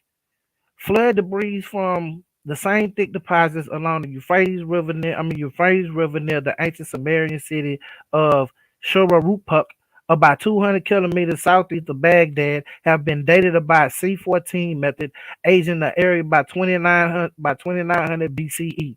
Flood deposits 2.4 meters thick of the reported of the McDonough as far northeast as the ancient Babylonian city of Kish, 100 kilometers south of Baghdad. At any rate, the many flood deposits layer off the flooding in southeastern Mesopotamia was not unusual in ancient times. Similar large local floods are common throughout history around the world. For example, monsoon storms in Bangladesh frequently produce much rain over the country and in the Himalaya mountains, which raise the northern part of the country. Runoff of the water from the rain and the melting snow during such storms create great floods in four rivers that converge in the Wine River, which which then drains into the huge delta in the Bay of Bengal. Thousands of people have been drowned in this delta region by many such floods during the last century. Almost every culture through history has a flood story to tell, as would the people in Bangladesh. But in each of these times and places, the floods would have been local and not worldwide. Dr. Lawrence G. Collins. Now, see what they saying is that when it rain off in these mountains and it be snowing off in these mountains in the winter, when it thaw and when it rain, all the rain come down to the flatland because that's where the people settle. The people settle down by the river, and the people settle down by the flatland. So that's like any civilization. If you want to go find any ancient civilization, all you got to do is go by a ancient riverbed, and I guarantee you, within 100 yards, you're gonna find some type of civilization 360 degrees. You're gonna find something dealing with some type of people because people live by the water source. And so the water ran down from the mountains as it thawed and as it rained and pulled down where it was low land like a puddle. That's what happened, like a giant puddle. So let's keep going. I see your heart beating, Pastor. Oh, your brain hurt. Look. What you got your hand on your head if I see your heart beating? Does a regional flood meet the narrative? No, it does not. A regional flood does not mean the whole world. Watch this. Evidence of a regional Mesopotamian flood has been discovered by archaeologists. One such archaeologist is C. Leonard Woolley, who says in his book, of the Chaldeans, that's my source right there. You can click on it and you can check on him that he discovered 8 feet of the sediment of Abram's hometown This implies a serious but regional Mesopotamian flood. He says, taking into consideration all facts, there could be no doubt that the flood of which we had thus found the only possible evidence was a flood of Sumerian history and legend. So this is not the flood of Noah. This is a flood that happened a long time way before Noah. So that's when my first round come in. I said everything in the first round to show you that the narrative of the Bible is not real because it was already happening before it. So how can you have the flood narrative right here happening when you saying it happening when you taking it from another story? So that was my first round going in the hill. So watch this. Which is the Sumerian and the Hebrew stories of the flood alike go back, does not, of course, prove any signal detail in either of these stories. This deluge was not universal, but a local disaster confined to the lower valley of the Tigris and the Euphrates, affecting an area perhaps 400 miles long to 100 miles across. But for occupants of the valley, that was the whole world. Another possibility for the flood in Genesis 6:9 is the flood evidence found underneath the Black Sea. Archaeologists say that around 7,000 years ago, there was a massive flood due to the melting of ice glaciers. That state that the ancient coastlines and the ancient cities have been found via people diving underneath the Black Sea. So there is even evidence of localized floods within the potential regions of Genesis 6:9. So they're saying that it been flooding there since way before then. That's what happened. That's like I'm from Texas, and I went from Katrina to Rita, where I'm from. If I knew that New Orleans and the southeast part of Texas and all that right there in the South Louisiana was the whole world. When I grew up and wrote about it, that was the whole world, Louisiana and such and such. That's what they wrote about, but it wasn't a worldwide flood. And I thought my opponent was gonna at least try to argue that, but he not. You does. Even the pastor right there got his head hurt, heart beating. Let's go through it. Let's go through a couple of scientific reasons. Fossilized coal. Y'all see my credentials on the front of the screen. You know what I'm saying? Every retired professor of geology at California University of Norwich. The white cliffs of the Dover of the eastern coast of the England consist of top layers up to 350 feet thick that are comprised of fossilized coccoliths, a kind of algae, and these layers are the same age of the sedimentary rocks that overlie giant cross-bedding sandstones in the Zion National Park. Therefore, they are supposedly also deposited by Noah's flood, but coccoliths are very tiny and have chloroplasts that require sunlight and must float close to the ocean surface to get energy from the sun. Because of this, all of them could not have been living in the same time to the depths of 350 feet in 1 year in which the flood is said to have occurred, because that meaning organisms in the water at the same time would have blocked out the sunlight from organisms below for the near surface. So what they saying is that what this algae would have did, it would have rose all the way to the top. And when it rose all the way to the top, they would have been trying to feed off the sunlight so bad they'd have blocked all the sunlight going to the ocean. So nothing in the ocean would have lived, because this is the only org for a year. Everything in the ocean would have been dead, because this organism right here would have rose all the way to the ocean and blocked out the sun for everything beneath the ocean to grow. You see what I'm saying? So that's one. Let's go to another one. Yeah, get your pen out, Pastor. There you go, Pastor of the Episcopal Baptist Churches of the Stance of the Second Baptist of the Christian of Latter-day Saints, or you know what I'm saying, whatever church is from, Pastor Anthony. Decoding the actual age of the Sphinx. Now we finna see why I brought this up. We finna see why I brought this up. You know what I'm saying? By touching, y'all see, everybody see, y'all know what my source is at. It's Kyng Seth. Y'all know me. On the ongoing battle between mainstream Egyptologists and more recent waves of the independent thinkers' debate of the age of the Sphinx of thousands of years, the latter insists that the imposing limestone statues is much older than mainstream archaeologists and Egyptologists claim to be. Mainstream archaeologists determine the Sphinx to have been built between 2558 and 2532 BCE. But in 1992, John Anthony West rocked the scientific community, which claimed that the Sphinx, which actually carved 10,000 years ago, earlier before Egypt was a desert. Okay, before Egypt was a desert. West and others argued that academia had overlooked the important detail. The body of the sculpture bore distinct markings of water erosion. Okay. Ooh. Even look, they look at I bet you y'all like, oh, I gotta die. No, you don't. After this assessment of the Sphinx age, West found fellow scientists who shared the observation about uncovering an entirely different history than the uncommon accepted. West's research led to Robert Scopes, a geology professor at the Boston University, willing to pursue an open-minded, out-of-the-box investigation into the origins not only of the Sphinx, but the entire region, as well as the implications of the origins of the human species. So if he's trying to say that the Sphinx is older than this, like this hill, like we got it wrong, then it should have been in this flood, right? And we should be able to see it. Let's see what the water erosion is on the Sphinx. And Gaia original series, y'all can click on it because it's in blue. Y'all can click on the screen right now and just bam, hit it. Scott explains his first encounter with the figure in 1992, at which time he immediately noticed there was a disconnect between the statue's academically accepted date of origin and the truth staring him in the face. Upon careful inspection, Scott realized that the Sphinx survives immensely wet weather conditions that stand in stark contrast to the now hyper-arid conditions of the Sahara Desert. Such concluded that the academia had determined that the Sphinx aged by overlooking signs of erosion due to heavy rainfall. The deluge that eroded the Sphinx was uncommon in the Egyptian plateau 5,000 years ago, but very common 10 to 12,000 years ago. So this is what they're saying. Like the water erosion that come off the Sphinx, that come from time. That what that come from? That don't come from no year. That don't come from no year.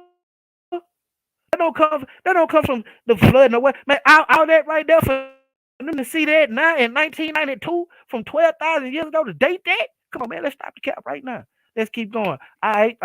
Pastor, what you mean, man? I don't like the smirk on your face, but then I really don't like the fact that you got a cup of coffee on me. But I got you. You know what I'm saying? We even have prehistoric evidence. See the figure. This the figure in the picture right here. Y'all know my sources are on the screen.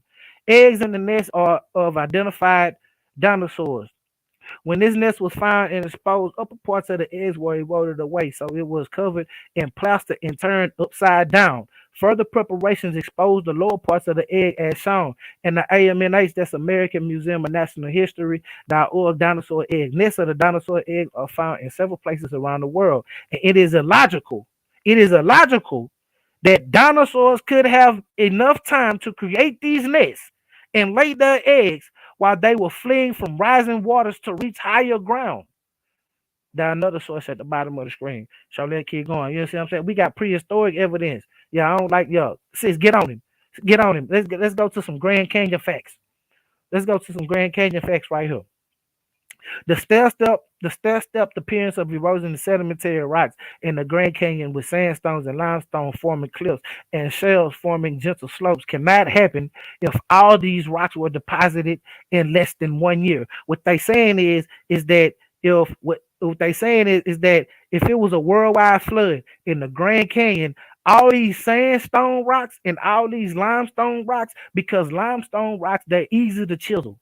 They're real easy to use to scope things, to move, to maneuver. So it wouldn't take a lot of pressure. So if it was 1 year and these rocks was and all this sandstone was there, it couldn't put that much sandstone and limestone in this place within 1 year. So let's keep going. If the Grand Canyon had been carved soon after these rocks have been deposited by worldwide flood, they would not have the time to harden into solid rock. 2 minutes.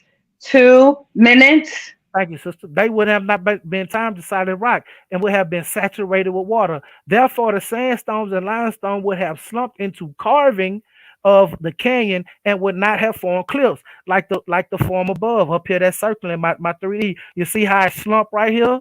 That's what would have happened, and not at the bottom figure with the jaggeds. Water does not make 90-degree angles. Water does not make straight lines. So, you know what I'm saying? Let's go. I really want to. I'll get back to that one. Let me see if I can get to this next one and kill the game real fast. Okay. Well, you know what? I yield time. I'm going back. I yield time. The brother said he yields. He yields time. All right. All right, brother. All right, man. All right. Well, listen, man. That geological studies and the geological information concerning the sliding of rocks, Joshua, that's powerful.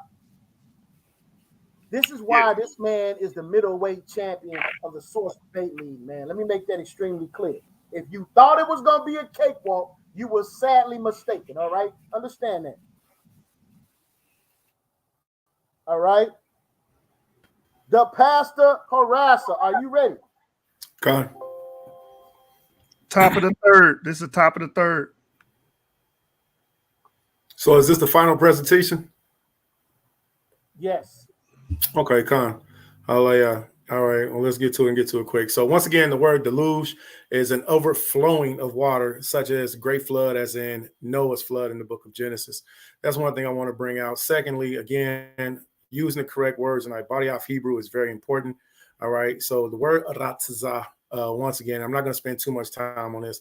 Anybody can use the same resource, Blue Letter Bible. The word that's here is H776. It goes all the way down. And behold, I shall bring a flood upon the Harassa. The Harassa, one more time, it means the entire world. Correct content, I know, is very important. So let me go to it. Boom. Land, earth, whole earth, as opposed to a part. Done. So let's go ahead and go to the next part. I'm going to close that window real quick. We have a CIA file. For those of you who don't know, the CIA Central Intelligence Agency, they did an investigation, and it was called the Mount Ararat Anomaly. All right. The Mount Ararat Anomaly, to where they investigated Noah's Ark and the deluge. Again, I'm not going to spend too much time on it being regional or local, because that's a finished point. All right. So this file is public record, and I've shared it, and I will share it again. If anybody who would like to see it. So going back to showing how even the Hamite culture showed and proved that not only was one man and 7 people saved on a large ark, but that it covered the whole world. All right. The Harassa, not a regional thing, as Me and Seth both agreed to.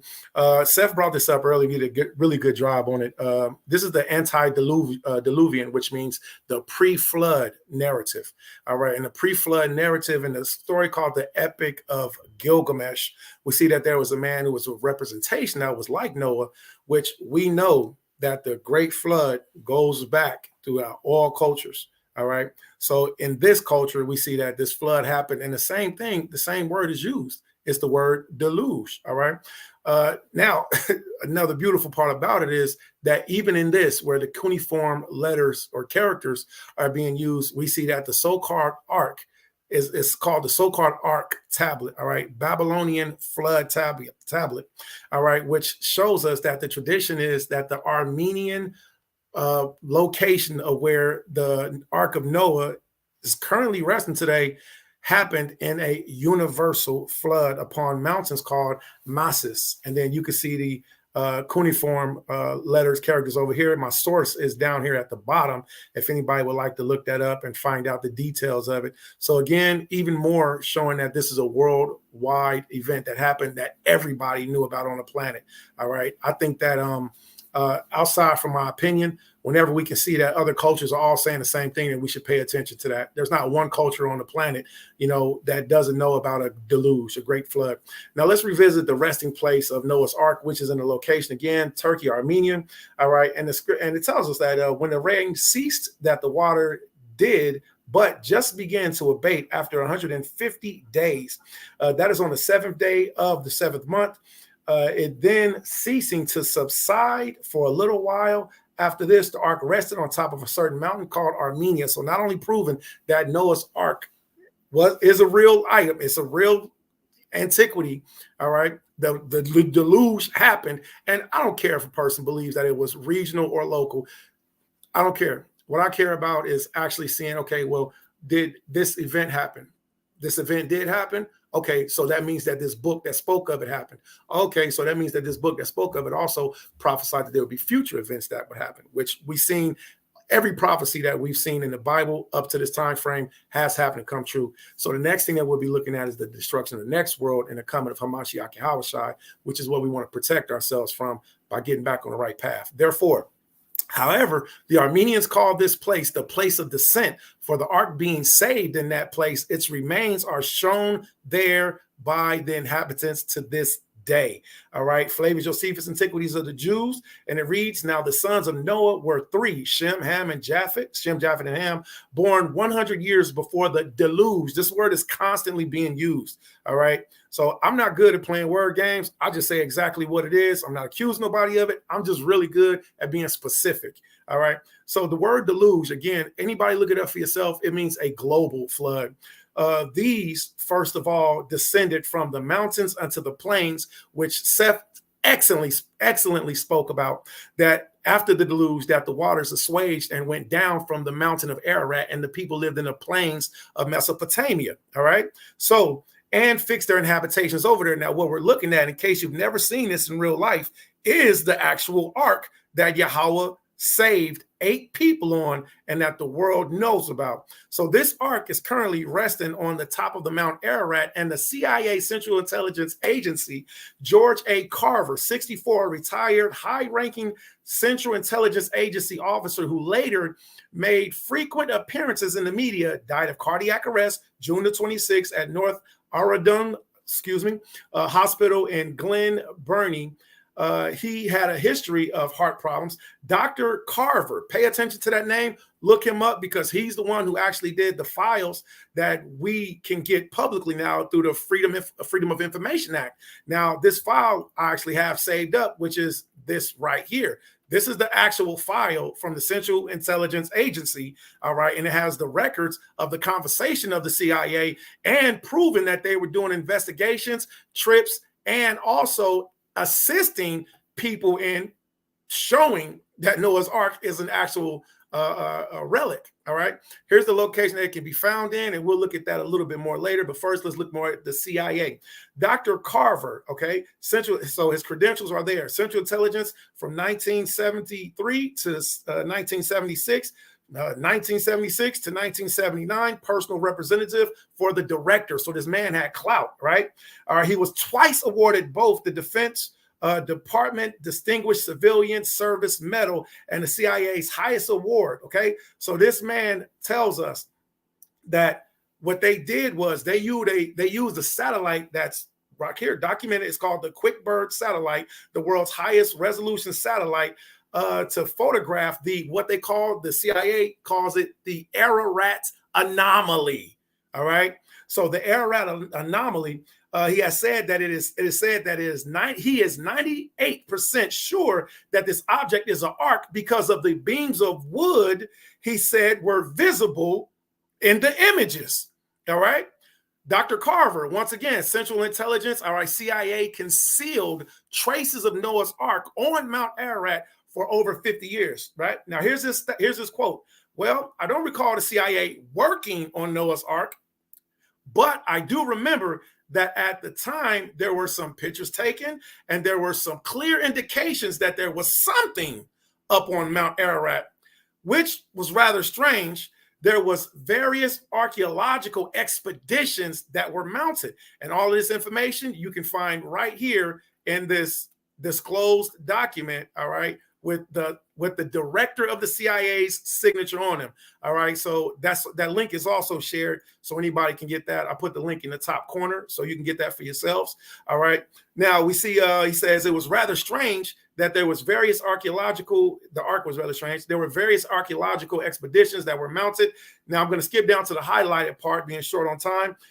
It was certainly another indication that despite its splendor and its work of poetry, what is he referring to? The Pentateuch. He's not referring to the Book of the Dead. He's not referring to the Quran. He's not referring to any other book but the Pentateuch. Listen to what he says. Despite its splendor and its work of poetry, the Pentateuch, the first 5 books of the Bible, might not be at all bad as history also. All right. So working with the CIA, of course, he can't disclose everything, but the man gave enough information to say that the CIA not only was looking at, but has proven that there is an ark on top of it. Now let's look at some more information. These are actually recent pictures that was done within this time frame of wooden structures of people who've actually visited, been inside of Noah's Ark, and that you can get from declassified files from the CIA, including photos and videos. I don't have time to show the videos, but we do have them, and you can get them for yourself. I shared the resource at the first link. These expeditions were conducted not only with the support of the Turkish government agencies, but that of U.S. senators, congressmen, and other State Department at various times. In conjunction with the historical record of sightings regarding the Ark, past efforts have been brought our current focus to bear upon 2 important sites near the summit of Mount Ararat. So going all the way from back to the beginning of the presentation, all the way up, we started at Genesis, the beginning, showed some historical references. Now we're in our time frame. To where we know that this actual event happened. The flood happened. I don't care if you think it's regional or not. Yahweh said it would happen. It did. The next thing that we have is the warning of another disastrous event that's going to happen, which is the coming of Hamashiach Yahushua. All right. So we see what witnesses have reported findings over the past 50 years. This is also one of 2 areas that has shown geometric shape of 90-degree angles. Do you know what that means? That means it's not made out of natural. It's not nature. Nature don't make things in 90-degree angles. These are perfectly cut wooden beams with pegs inside of them, encapsulated inside of ice on top of a mountain. Yeah, Yahweh did that. So what we also see is we see these large stone, these are called anchors. These are anchor stones that were found in the same region that was over 20 of them located taller than humans, most humans. All right. Now check this out.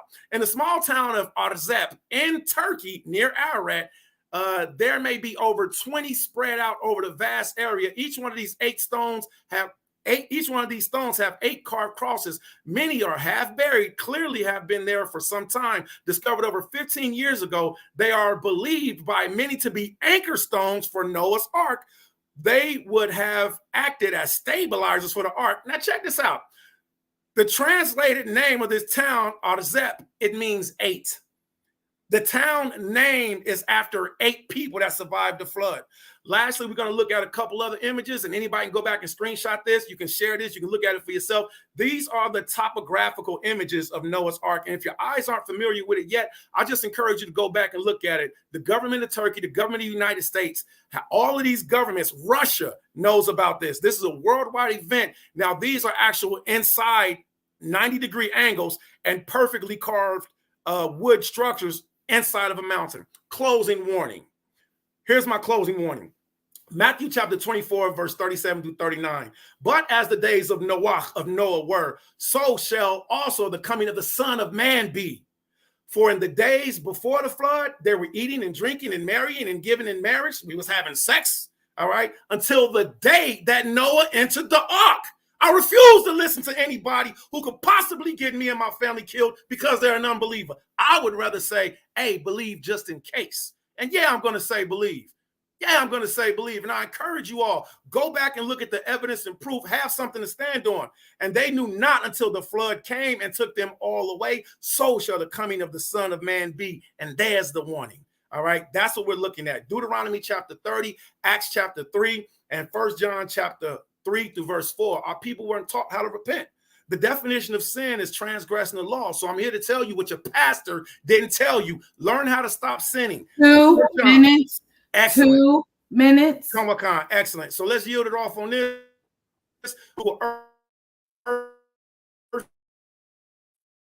And that's exactly Ararat down. You got Noah's Ark. So this shape right here is the exact same picture that we've been looking at all this time. You can Google it for yourself. Okay, so this is the image of it. What happened was in 1980 or in the 1800s, one of those time frames. I apologize. There was an earthquake that happened on top of Mount Ararat. You can see it for yourself. This item right here was sitting up in this location. That's why there's multiple historical records of people taking images of it, including the U.S. military, to prove what? That this ark was a part of a great world deluge. All right, and with that, last thing that I have is hopefully, bravely, I encourage the children of Israel to not only return to the law, statutes, and commandments of Yahweh, but to repent. Come back to our culture, understand what it is. And if even if you're not sure, Yahweh left proof, he left records, he left evidence of things that he did to destroy the first world. All right. So with that being said, Deuteronomy chapter 30, verse 1, it shall come to pass when all these things will come upon you, the blessings and the curse, which Yahweh has said before us, that we will call them to mind among all the nations where Yahweh sold us into slavery, including my brother Seth's family. All right. Our family were sold into slavery. All right. And if your family is a part of that great slave trade, then it's something to consider that you might be an Israelite. So repent, return, and with that, I yield the floor. Shalom. All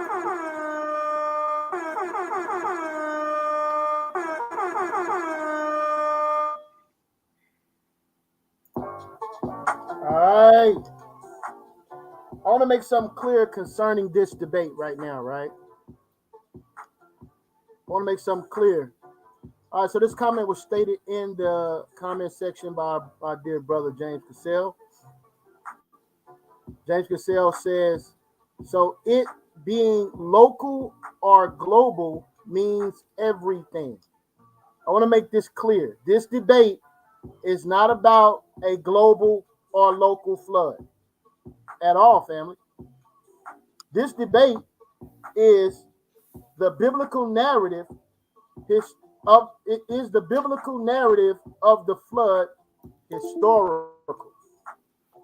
Okay, that's the debate. Is the biblical narrative of the flood historical? That's what this debate is. All right, so I wanted to make sure that was made clear. Joshua, are you there? Yeah, man. I seen a few points he was making.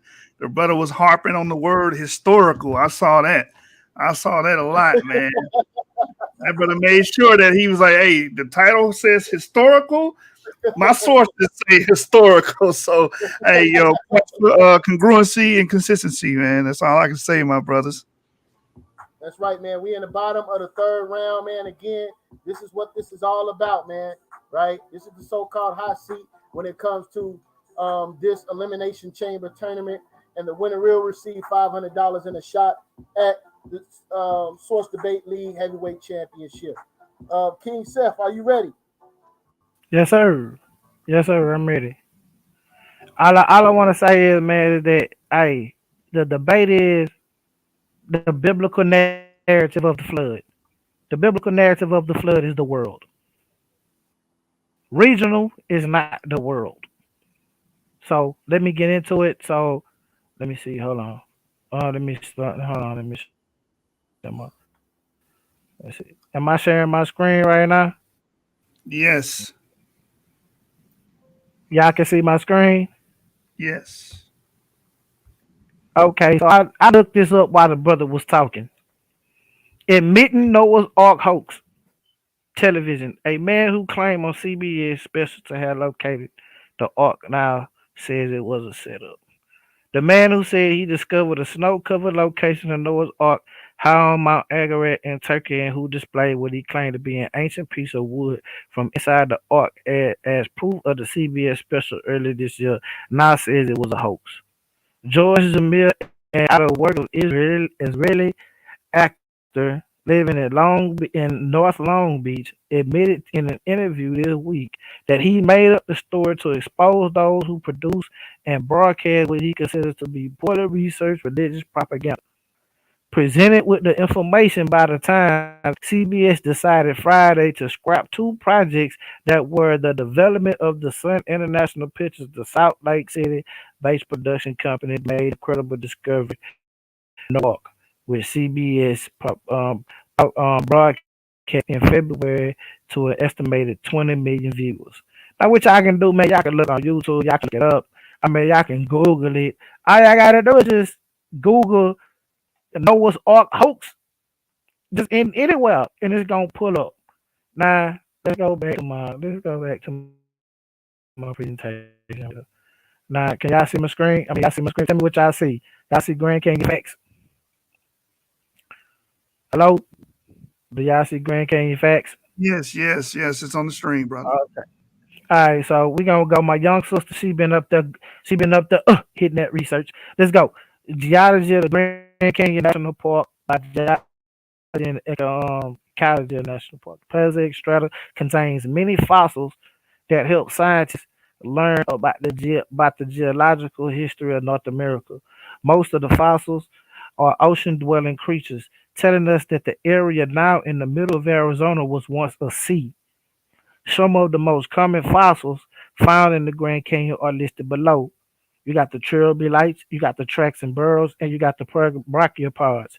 Now, what I'm gonna say is that what this is telling us is that these was there before anything. These was there before Noah's flood, undisturbed. These were undisturbed fossils. Like no flood came through, no nothing like this. It used and like just like I showed y'all the water erosion on the Sphinx because it was there when the Sahara was a tropical place. It was the same way with these. This when Arizona was had a sea. So when you go out there, you find sea bearing fossils. So ain't no 1 year flood brought none of this. Signs you turn your back. Look, the pastor he didn't turn his back on us.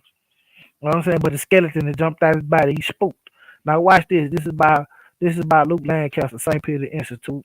Like I say, my sources on the screen. Hyperbolic language within Genesis 6:9 is seemingly scattered throughout Genesis 6:5 says that every person on the earth only had evil thoughts. Such a statement does not mean that every person on earth literally had zero good thoughts. Noah himself is portrayed as righteous 6 through 9, Genesis 6 through 5. Then should be interpreted hyperbolically with the literal meaning in actuality being that many people are habitually thinking evil thoughts. Genesis 6 through 15 also appears to be exaggerated, for it speaks of a boat that Noah called the ark that possesses gigantic proportions. The length is 300 cubits length. That is comparable to the size of 1.5 football fields. No wooden boat in human history, even modern, has been made to this size.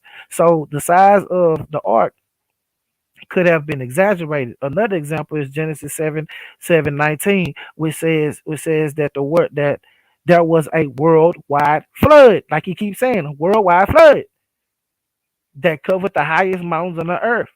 That would be tens of thousands of feet of water, which is a mind boggling amount of water. Also, the world for the ancient peoples did not include places like Madagascar or North America, but only the world that they knew.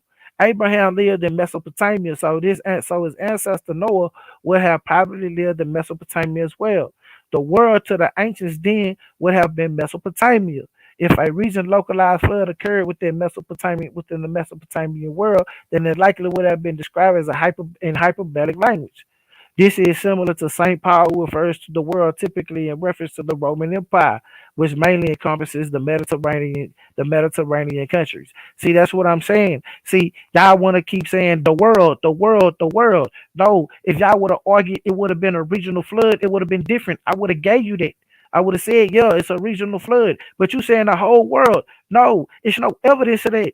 It's no geology behind it. It's no science behind it. It's nothing behind it. You can't say the world. You can use whatever word you want to use in Hebrew, like you just said. You keep using the word.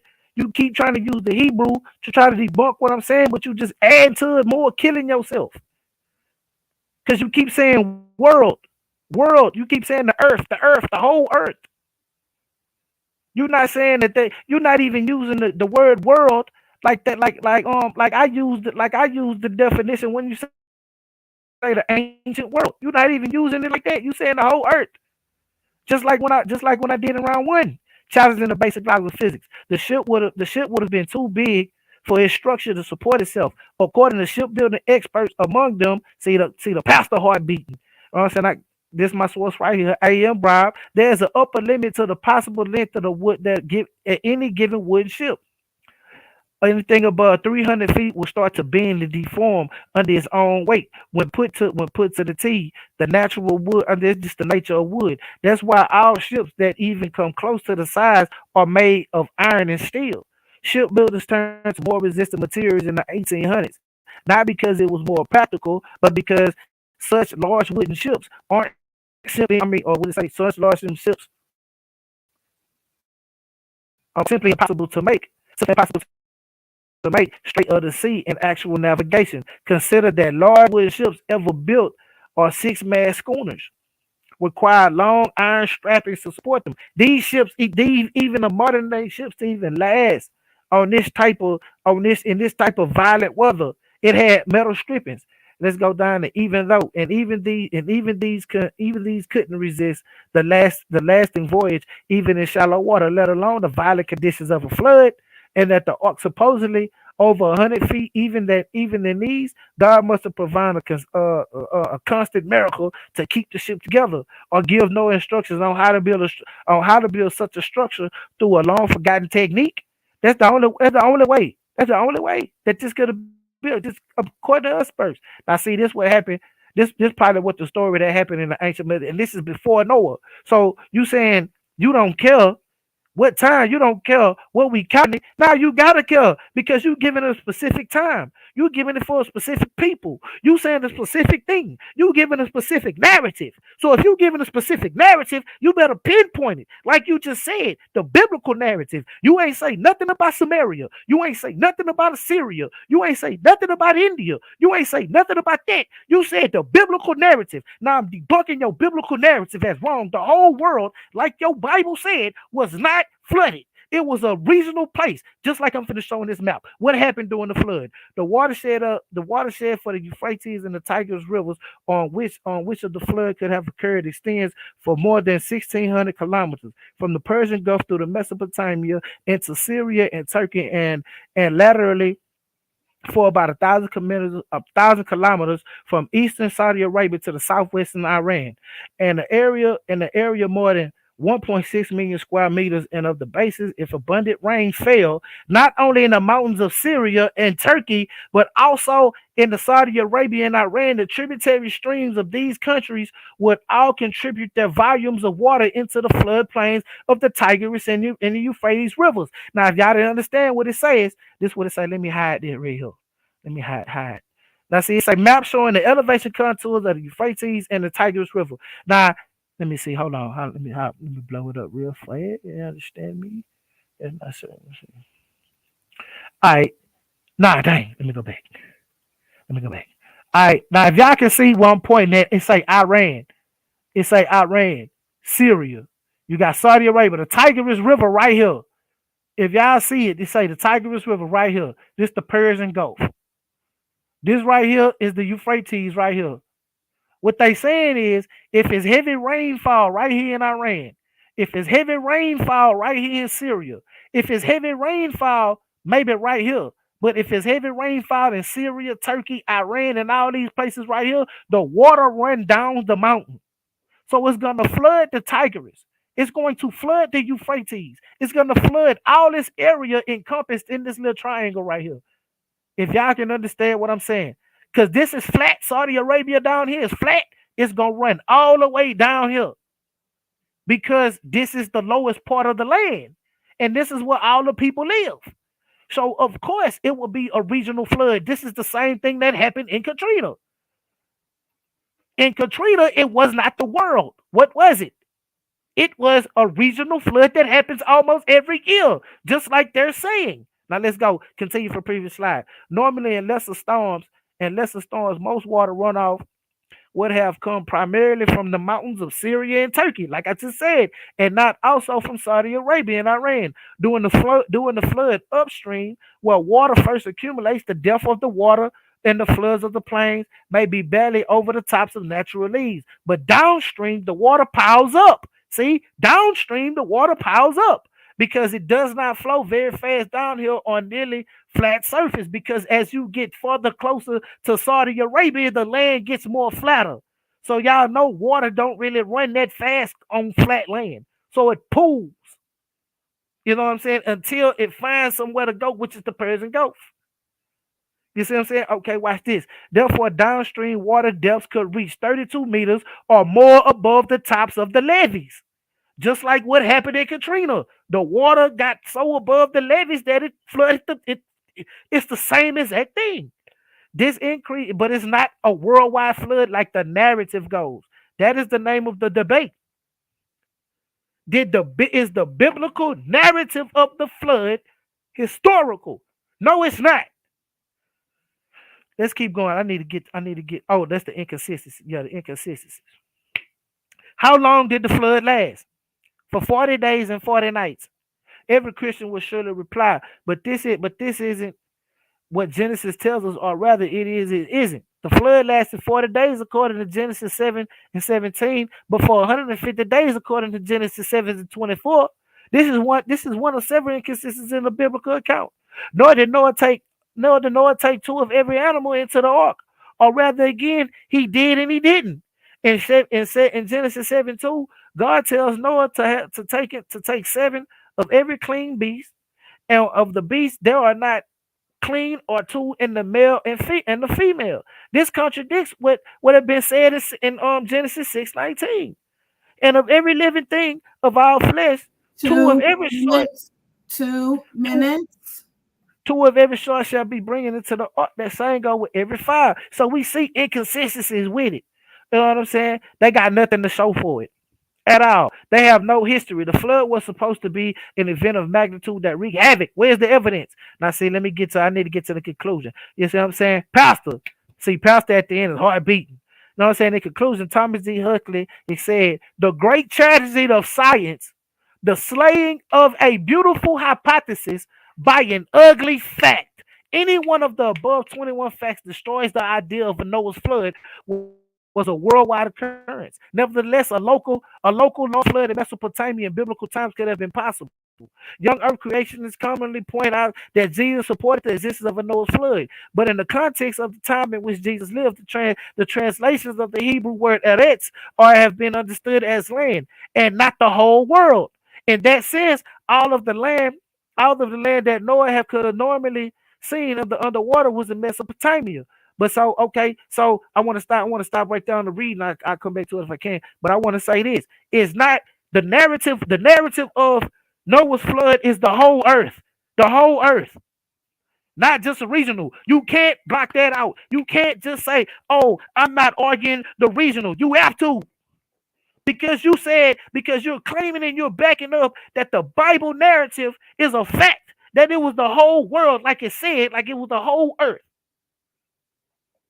So you haven't brought no point to say anything about that it was the whole world. But yeah, you're right. You gave me points. You argued my point the whole time. You're right. It didn't say regional. It said the whole world. And I proved my point that it was not the whole world by facts, based on evidence. You based yours on Pascal's wager, on I'd rather believe than not believe. You based yours on faith and belief. I'm basing mine on facts, homeboy. Time. That's time.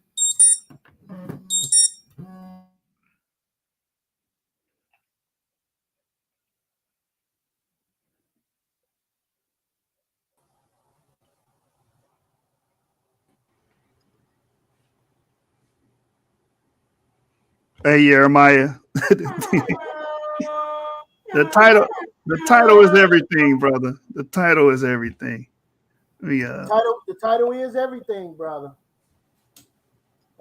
Listen, throughout this whole thing, throughout all the preliminaries, every single one of them, we told everybody that you better pay very close attention to the title. And you need to stay focused on that point.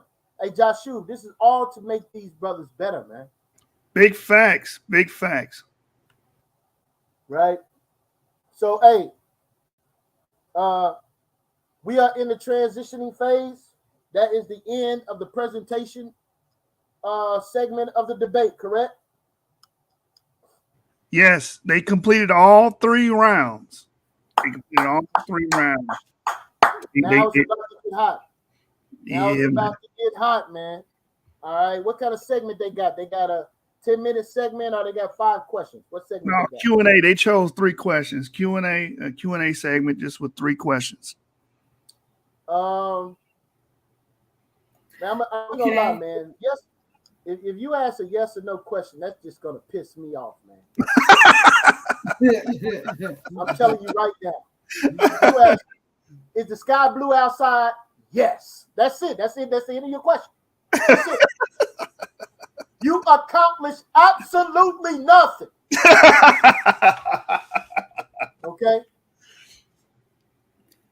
Salakia. So it's 1 minute. Man, what you mean, man? My yes or no questions gonna get to the point, boy. Bro. Mute your mic, bro. Let us run this show, sir. Go ahead, sis. It's 1 minute to ask the question and then 2 minutes to answer the question, correct? Yes. Yeah, that was Joshua. Joshua made that up. I don't know what the hell he was thinking about with that concept there. But hey, it is what it is. Like that. Without rules and structure, you have chaos. With that being said, who went first? Right. Pastor Harassa went first. So, yeah, he's going to go. Pastor Harassa is going to be the first person to give out the questions. His 3 questions to Kyng Seth. Con? You got it, bro. You got it. All praise. All right, shalom. So my first question is, what is the subject of this debate, Seth? The subject of this debate is the narrative of the biblical flood. Okay, the water. All right. My next question is, was the flood local or global? Local. My next question is there a difference between world and earth according to the text, or according to, I'm always gonna speak from Hebrew perspective. Is there a difference between earth and world? Do you want to get, if I say yes, do you want me to give you an explanation, and I can give you a scripture, and I can give you all that to if you say yes, answer? if you say I'm sorry, go ahead. My bad. What you saying? I'm saying, will you allow me to elaborate if I say yes? Baba Kushah, please.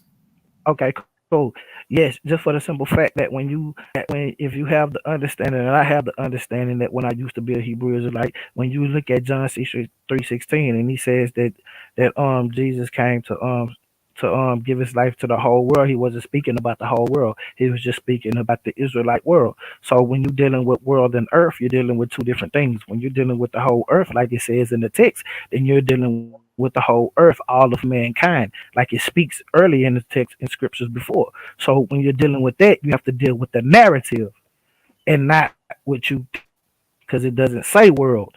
It says the earth, all of mankind. I yield. That was my 3 questions. All right, it's on you, Kyng Seth. You got the floor to give Pastor Harassa 3 questions. Do you agree? Do you agree that the text and the context of the text means that it's the whole world? I believe that it says the whole world based off of the text and reading it in Hebrew. Okay, so since that's a yes, do you believe that since the Bible says that it's the whole world, that it means North America, Canada, South America, means the whole world was flooded and not just regional, like I pointed out and I brought evidence? Will you allow me to explain? Yes. Excellent. Proverbs chapter 8 is the spirit of wisdom. All right. The spirit of wisdom tells us that she rejoiced with the creator in the beginning. Proverbs chapter 8, verse 26, it says, I'll be very brief, as quick as I can. It says, while yet I was with him, he made the earth, nor the fields, nor the heights of the world. And then verse 29, it says, and he gave the seas his decree that the water should not pass or go past his commandments when he appointed the foundation of the earth. And the last verse 31, she says, rejoicing in the habitable part of the earth. The 2 words that are there are different between earth and world. Habitable is the word that I used earlier. All right. The word that I used earlier was Dabal. Dabal is region, or it's only where people can live at. But since we can't live everywhere on the entire Aratzah, the word Aratzah is the word that's used in Genesis when he said he would flood the entire Aratzah. So there absolutely is a difference, and knowing the difference in which Hebrew word is there really matters. So Aratzah is the word that's used for the entire planet, not just the region or an inhabitable space. I yield. This is my last and final question.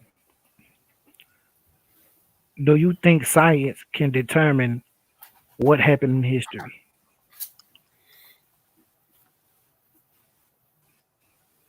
I think the Bible is true science, and some science is theoretical. That's my opinion, and I don't think theories stand. I didn't ask you that. I didn't ask you Okay, that. that's fine. I That's didn't fine. ask you. That's cool. I said, do you think? I asked you, do you think science can tell what happened in history? Con, I do. Okay, cool. I'm done. All right. I want to make this clear real quick. Joshua, are you there? Yes, sir. From this point forward, there will be no more 3 or 5 questions. I mean, I just don't understand how that helps. And then it's isolated.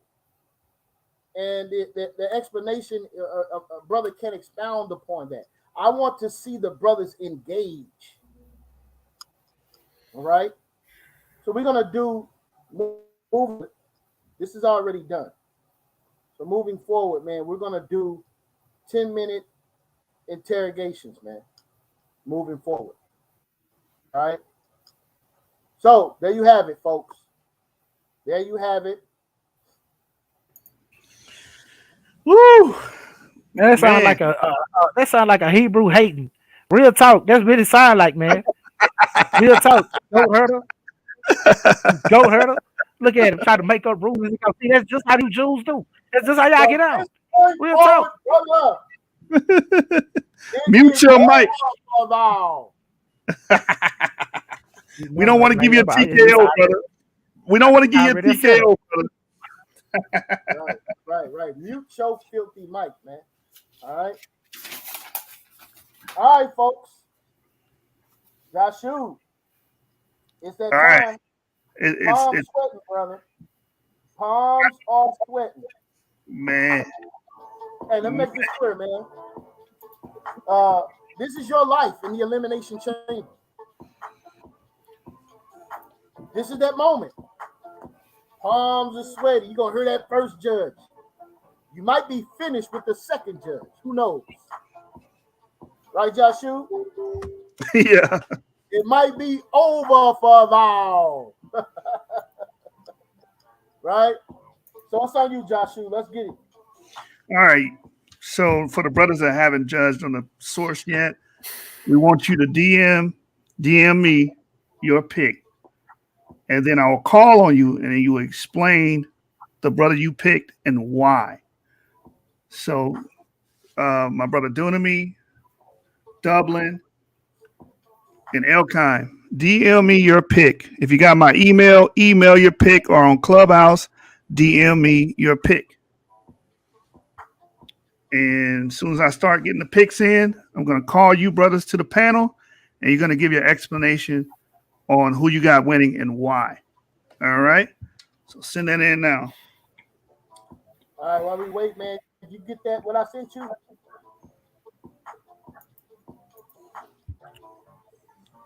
Where do you send it? My Facebook or phone? Text message. All right. Elimination Chamber, $500 on the line. Your life moving forward in the Elimination Chamber tournament is up for grabs, right? This is that moment. This is the ladder match, right? Climbing the ladder to see who's going to go home with the gold, right? This is what it's all about right here, man. And this is what makes the difference. We don't deal with rhetoric matches here at the source because we don't give out glass trophies here at the source. Understand that. Joshua.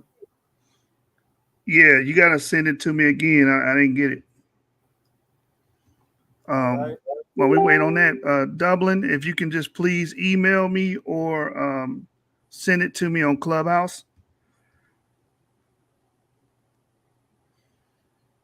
And Jeremiah, send it to my Facebook, please. All right. All right. I got it's in the executive room. Is that all right?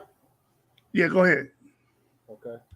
I'm still waiting on Elkine, and I'm waiting on Dublin to send in their picks so we can break that down. But while we wait, we have a brief intermission. Jeremiah, you didn't send me anything, brother. Maybe it's on my end. It's in the executive room. All right, there it is now. I just got it. All right, I'm going to load that up, let that play while we wait on these picks.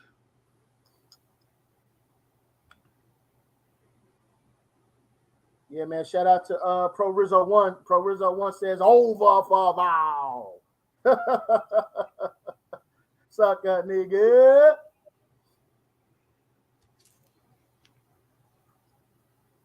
Someone's saying they blocked, and I don't know what they're talking about, Jeremiah. I guess we'll address that after the show. Yeah, I don't even know who that is. I'll let you know. All right, brothers, we're going to have a brief intermission while we wait on the judges.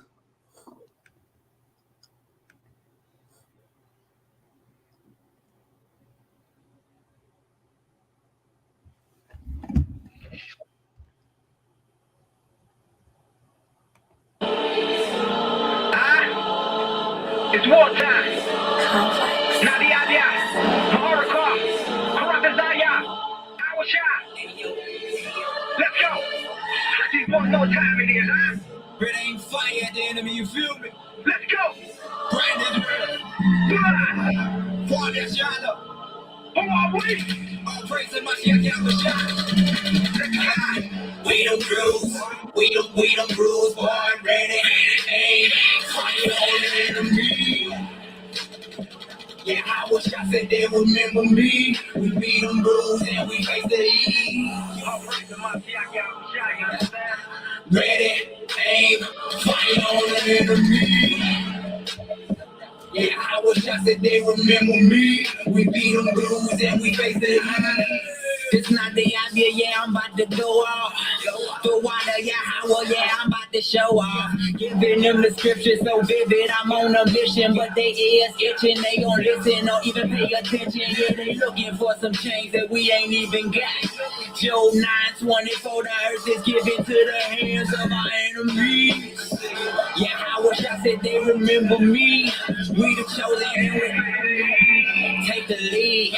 I just take the lead. I don't give them too much. I always give them what they really need. We set flames to our enemy. Obadiah 1:10. Okay, I'm riding for my brothers and my sisters through the trenches. Oh yeah, I gotta get it. Shout out to my brethren in the penitentiary. You gotta remember your history. I say 1 and 3. We don't bruise. We don't bruise, boy, ready, aim, fire on the enemy. Yeah, I wish I said they remember me. We beat them bruise and we face the heat. Ready, aim, fire on the enemy. Yeah, I wish I said they remember me. We beat them bruise and we face the heat. What you need? I got what you need, John 8:32. You know that the truth will set you free, right? Super hard. I be going super hard. My Israelite brothers say I'm stupid. Please excuse my Jerusalem attitude. But waking up to your oppressed nation, something I gotta do.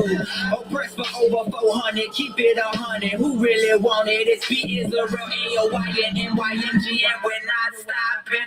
We just make it happen. Shalom to the brothers. What's cracking? The fact is the passion they lacking for the truth that we passing. I'm laughing.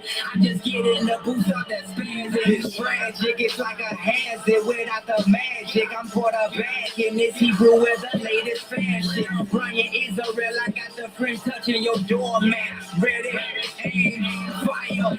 Yeah. We don't bruise. We don't bruise. Boy, ready, aim, fire on the enemy. Yeah, I wish I said they remember me. We beat them bruised and we face the heat. Ready, aim, fire on the enemy. One love, one nation, one nation. Yeah, I wish I said they remember me. We beat them bruised and we face Israel. The end has been revealed. The land removed the second seal. When power have been given to a man on a red horse that they should kill. The blood spilled, body shield. When the weapon reach shall prosper against us on this battlefield. Saints righteous breastplate. My faith used as my shield. My hands shall not faint into the ways. I will not yield to our feet. The faces of our enemies nailed to lick the dust from my boots. We ready to aim and shoot. Race wars, bringing out the dinosaurs. Blood on teeth of the bone, we might look like the mouth of a dinosaur. Even you are kind of sore. Nothing I desire more, but to see the end of this evil kingdom that I abhor. And it's only the end of the world, just keep calm. Please press slaughter for the sons and daughters of Adawan. Dead bodies, I'll be more than happy to tread upon. Warrior garment worn, sword drawn, the war is on. We don't bruise, we don't bruise, boy, ready, aim, fire on the enemy. Yeah, I wish I said they remember me. We beat them bruised and we face the heat. Ready, aim, fire on the enemy. Yeah, I wish I said they remember me. We beat them bruised and we face the heat. Sport tweaking, war bringing, we fighting now. Visual activity known to bring the fighters out. Real warriors, use your formula wildin' out. Put the army on notice they filing out. Ain't no running for Eastside, we on an island now. Pulling swords, metaphors, cause we shooting now. Do lay him down. We shooting for his dome, we don't play around. You can just read the headline. War stories for the bedtime. Start the war by the deadline. Leave them dead with no jail time. This is nothing more, casualties of war. We here to take revenge, is what we looking for. We leave them greasy. Please believe me, never take it easy. We chase the gauntlets. When we catch them, we start to stomp it. When we win, this the song they gonna be bumping. Celebrate your damn death. When the bros step through, you thinking it's an earthquake, calling on a higher power. You feel the earth shake. You call this America, but this ain't really your birthplace. We taking it back. In the worst way, there's nothing you can do. You gon' feel when you see the power in the hand of a man with melanin that take their leg gunning for your head. Dead president, like the doctor gets the truth in medicine. You finish, so take a look around. All them bros mean my get. All them bros mean my get. All them bros mean my get. Coming with the dozen, but we coming with the dozen. Oh, we coming with the dozen. Coming with the extraterrestrial. The sands of the sea, the stars of the sky, the celestial. When we running, we ready to pick a spot for so vital and aiming entire clip at your end pocket and fire. Check me. We don't bruise, we don't bruise, boy, ready, aim, fire on the enemy. Yeah, I wish I said they remember me. We beat them bruised and we face the east. Ready, aim, fire on the enemy. Yeah, I wish I said they remember me. We beat them bruised and we face the east. 37 forces sniper from the Eiffel Tower. I can hit your iris, show you just what you need to know. Like Moses said, let my people go. So the niggas coming with purpose, all of our colors were urgent. We the people that been beat up by the heathens. Pretty soon we get in the leader with a feet up. Living the life of luxury, waiting this time. Working is ugly, now it's just to be struggling. No mobile juggling. You can go get the bucket and carry your 5 miles on your head from a water bed. You human, how it's been a minute, so we don't see her.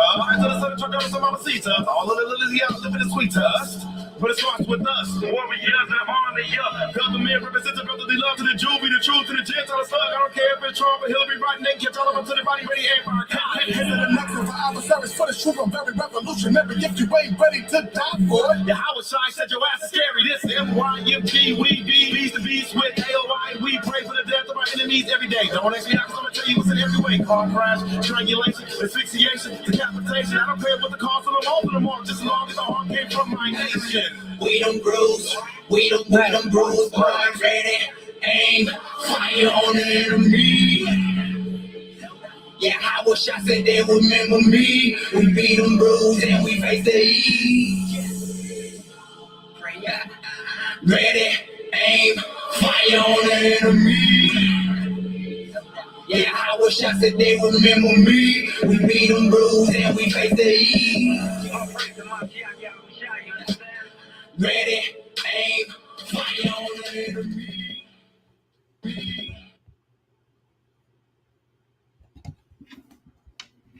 All right, all right. All right, I guess we're going That time, man. Let's go. The crowd was loving that.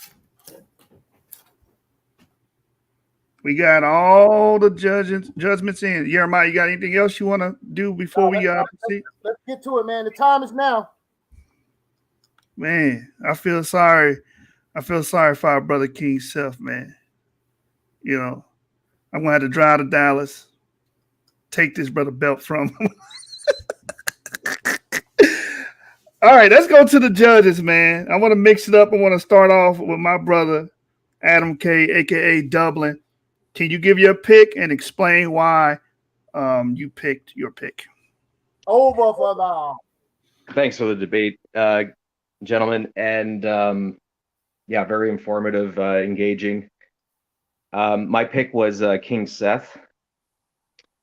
While the arguments to the affirmative were compelling within the confines of the Bible, you know, and what the Bible says, I think that the main thrust of the argument for the affirmative suffered from begging the question fallacy, because basically only the Bible was used to affirm the argument made. There were a couple of non-biblical points to reinforce the argument. Specifically, the historical reports made by Berosus, Nicholas, and Marco Polo. But in two of those three examples, for example, Berosus, the account is this is an anecdotal fallacy, because it says, quote, "It is said there is still some part of the ship." In the case of Nicholas of Damascus, it states, quote, "It is reported that." So this is a anecdotal fallacy.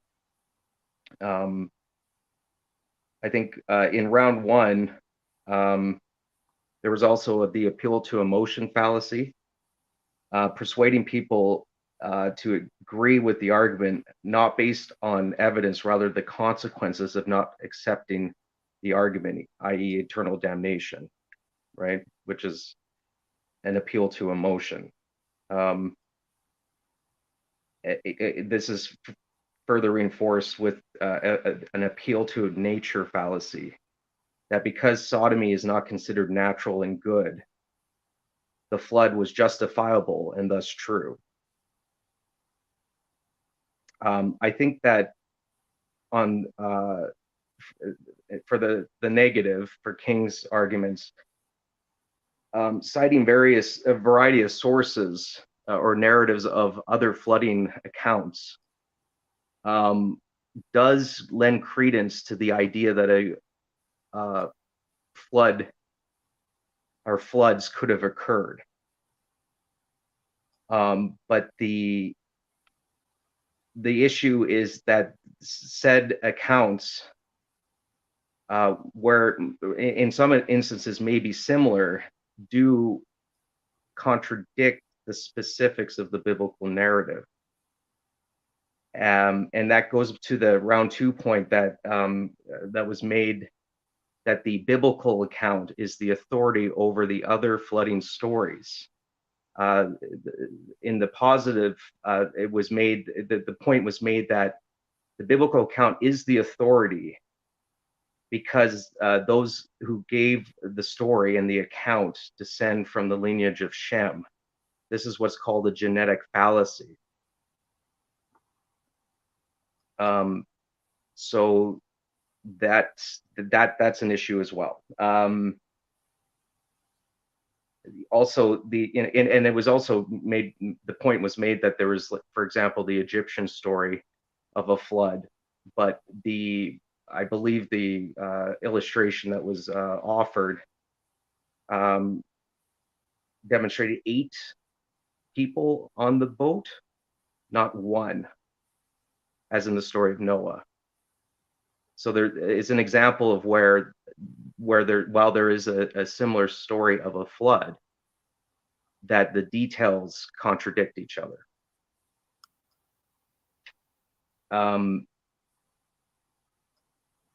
I think also in the negative, there was a variety of sources, geological, archaeological, and biblical,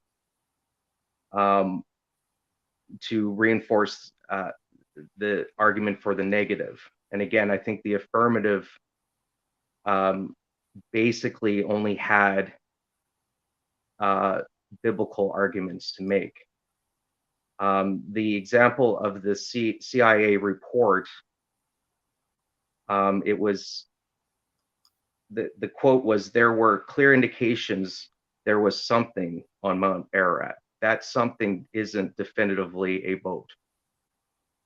And then also, while 98% suggests strong likelihood that the person in question in the report believes that what was shown in the photograph was wood, there is a minimal measure of doubt in that claim.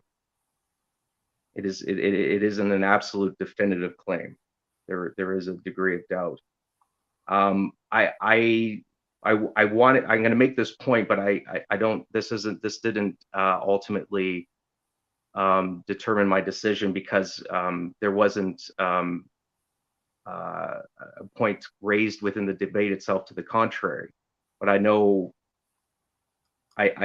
based on research and my own observations that indeed there are 90-degree angles that are found in nature. The Giant's Causeway in Northern Ireland is an example of this. But because there was no argument to the contrary in that, I can't let that color my judgment. And just as a point of for future debates, I do agree as well. I think the question and answer period, it would be perhaps not just more entertaining but more enlightening to have a something more robust in exchange rather than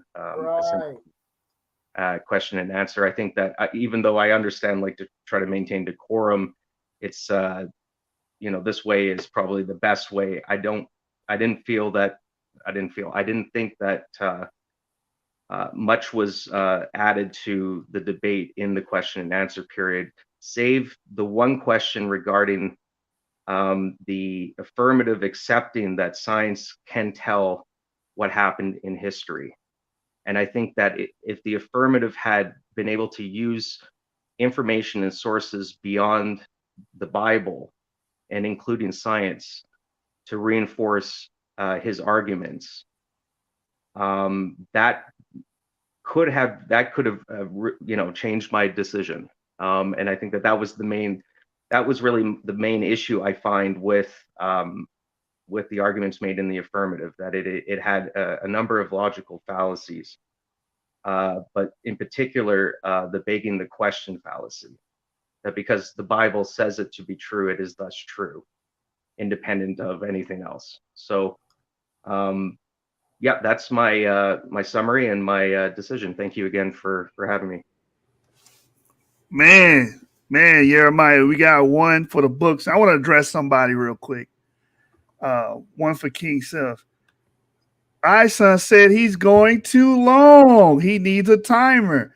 But I can't please you, brothers, because I was told last night, Jeremiah, that the judges need to explain. They explain more. I had to set up a private session with a brother so they can give their explanation. So I would rather you go long and give a thorough, breakdown or assessment of your pick, so you guys can't say anything and don't hit my inbox after the judgment. Okay, so we're gonna move on. I agree. We're gonna move on and go to our brother Dunami.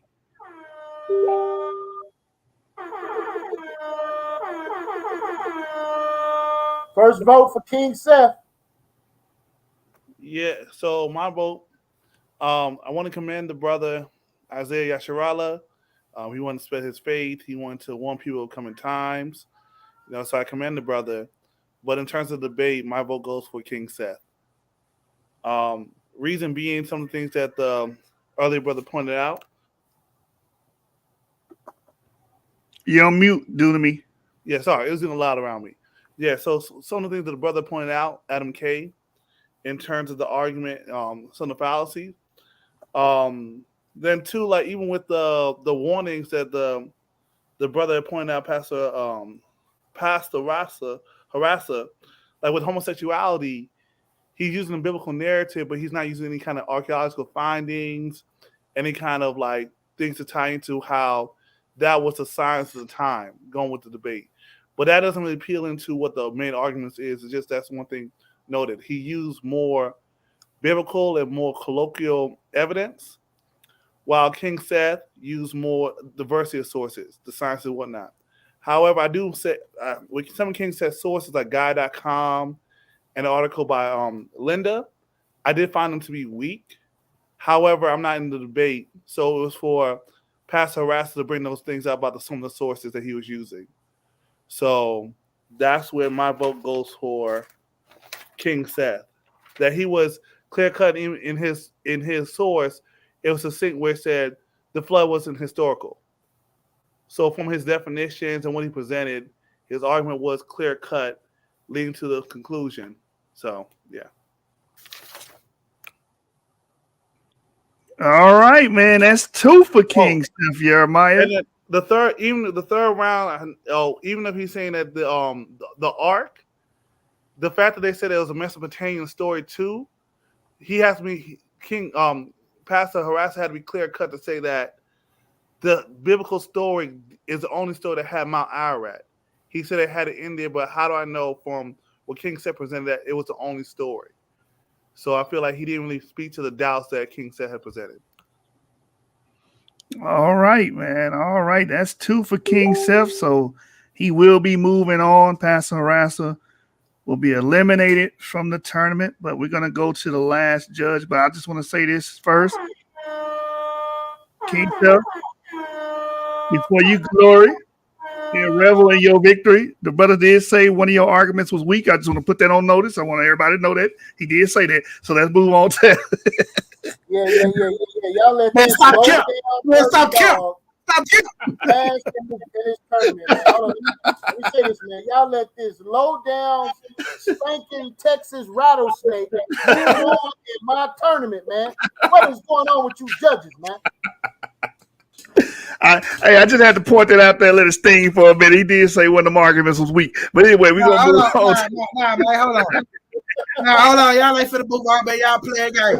Y'all playing game, man. Real y'all playing game. Hold on, man. Y'all playing real game. Real talk. I don't make the news. Hey, listen. I don't make the news, brother. Hey, Kyng Seth, I want this same debate, me and you, sucker nigga. You ain't getting away with this, okay? Understand this. I ain't doing it twice, chump. I would. Me and you, understand this, man.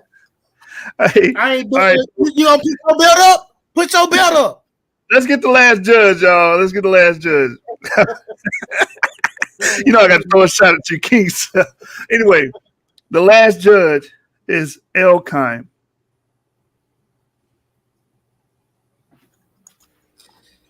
First of all, it was a great debate. Enjoyed it. I think both parties made excellent points. Kyng Seth got my vote in this. I think he did an excellent job. Well, obviously, of arguing his point and showing his stance using multiple sources, scientific and other scientific, as well as other facets. I did think that Isaiah made some good points, but I agree with Adam that a lot of it was on appeals. There's really nothing I could say that hasn't been said already. Just great debate all around, but Kyng Seth took it in my eyes. All right, man. So listen, I want to say this real quick, right? Y'all got to be outside of y'all mind. Y'all do realize. Yeah, what you want to say? Yeah, what you want to say, Tom? What you want to say? Go hurt him. Y'all do realize. What you want to say? Go hurt him. Yeah. Y'all do realize that Kyng Seth showed multiple civilizations with a flood story. Yeah. So if what that mean, sucker? What you mean? Story, you don't want that, man. Y'all want that smoke. If the flood story is regional, how could this story appear in all of these other civilizations? Just like it happened in Katrina, bro. That's a regional flood. So nobody's talking about Katrina in Chicago, Negro. What the hell's wrong with you? Exactly. Crazy. Because man, so I ain't got this belt. Put your belt up, jump. Put it up, jump.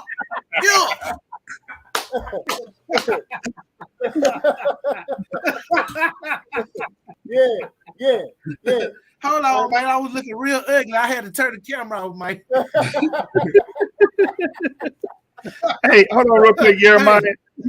Hold on, Jeremiah said Hurricane Katrina in Chicago. When did that happen? Listen what I'm saying. That'll be a story to tell. That was the whole earth for some people in Chicago. That was the whole world. Listen to what I'm saying. I didn't know Hurricane Katrina happened in Chicago. Yeah, y'all teaching me something. All I need, what you mean? Listen to what you saying. Let me finish. Let me finish. Partner lost. I love him to death, but your partner lost, so that means you will lose too, nigga. No, so go ahead. Let me make this clear, right? What I'm saying. Don't talk. Don't say nothing, nigga. Let me make this clear of what I'm saying, right? You already made it clear. If you have a flood story in China, which you do, right? And if the flood story was regional, how are they speaking of a flood story in China, right? And also in the so-called Middle East, in the Levant, concerning a flood in the Mesopotamian region? So you're saying you're spanning a flood from China to the Mesopotamian region according to the sources. Hold on. Let me finish, bro. Let me finish. You already finished. Shut up. This is my debate. You ain't finna take over my debate. This is my time. Now, let me make this clear. So that's why I said, Joshua, they're not complaining in Chicago about a flood that happened in Louisiana. They're not saying that same flood also happened in Chicago or New York or California. In the same way you having that in China and Mesopotamia. But the brother answered that. He said pretty much there's floods everywhere. So there would be flood stories everywhere because floods happen everywhere. He said that in his first round. So I'm not gonna be shiesty here and say he didn't. And then too, one thing with the floods too is that it's just a presentation because Isaiah 1% more of a theological. The flood happened because of God, and I would put too much on the flood. He want to go hit more evidence and focus on the ark, not the flood. Hey, brother, don't you believe in the Bible? Yeah. What that got to do with the price of rice? Yeah, that ain't got nothing to do with nothing. No, that's what I'm saying. I feel there's better evidence. Yeah, that's what I'm saying. Nah, Jeremiah, you got to take that L with your homeboy. This 2 times he done lost. All right, man. Congratulations. I love my brother Karata Zayat. I respect him to the fullest. But Karata Zayat, when it comes to this debating, bro, I'm going to beat your ass every time, brother. Hey, what's his new name? Finesse 2 times? We gonna call Finesse 2 times, man. I like it. All right, man. Is Karate Zayat still here? Would you like to give a closing statement, Karate Zayat?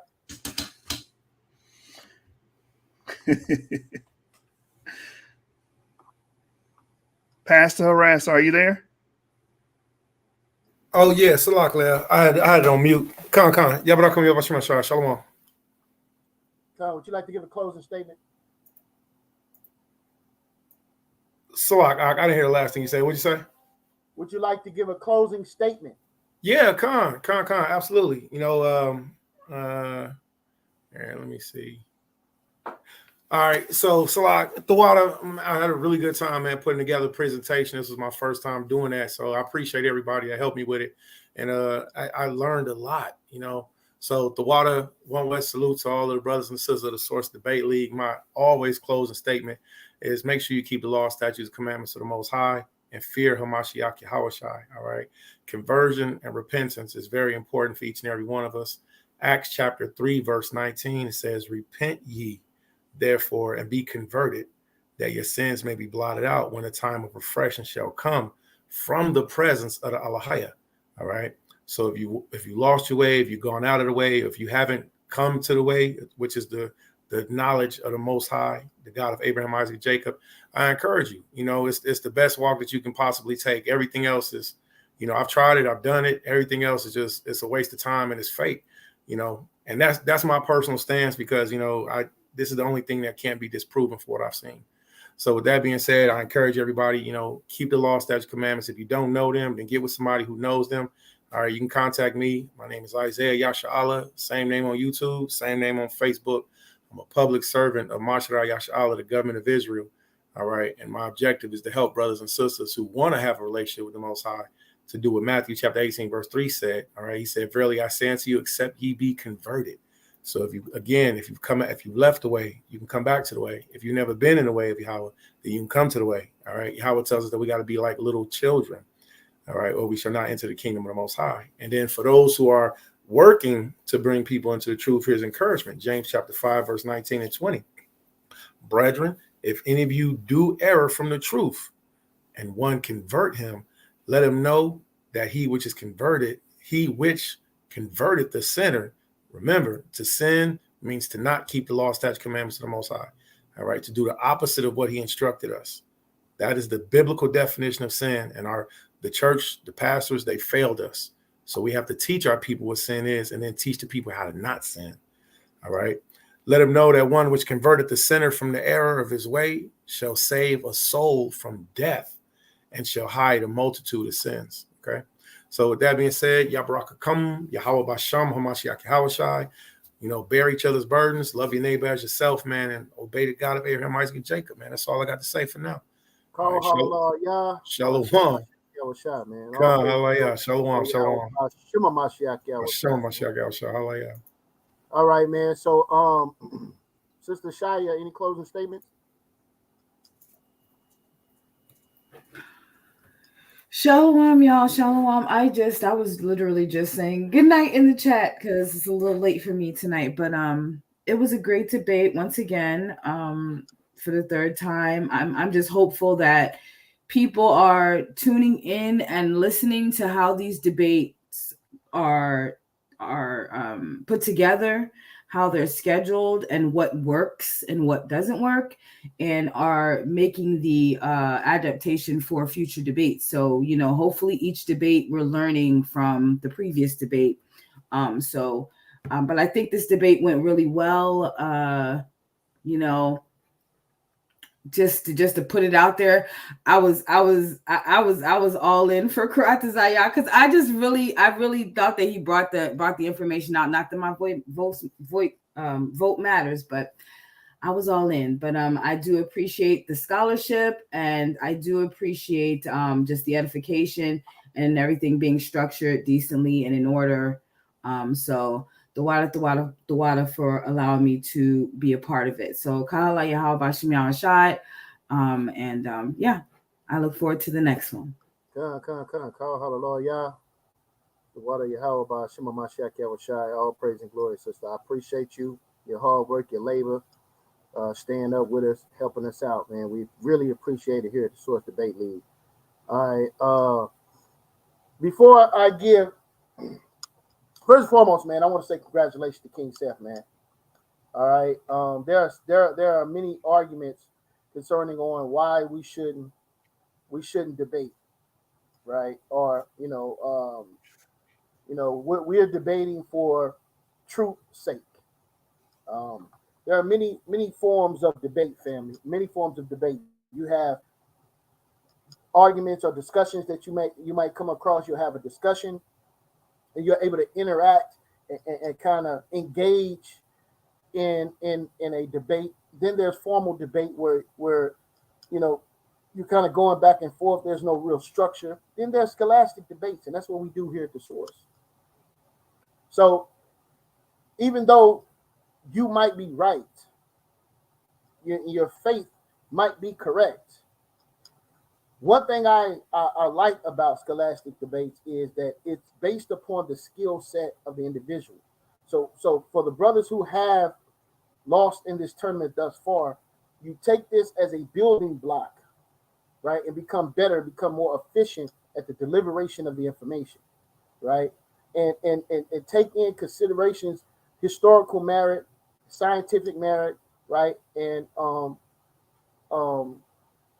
chronography concerning the deliberation of the information, because that actually will help you for those in the judging seat that are not coming from a biblical persuasion, right? Who's not dealing with the faith of Abraham, Isaac, and Jacob. So it's your responsibility as a believer, right, to present that information and know your audience. This is why we tell the judges at the beginning to give their understanding of what school of thought in which they come from, right? So we do this so you can have a certain appeal when it comes to certain rebuttals and certain information that you want to deliver. I believe that skill is required in scholastic debate and knowing your audience, right? There's a lot of comments that was being said. Somebody said I was arguing with the judges. Listen, it's my show. I don't give a damn. Ain't nothing you can do about it. If you don't like it, you don't have to be here. All right? Understand that, man. Right? James Cassell, my brother, I love you dearly.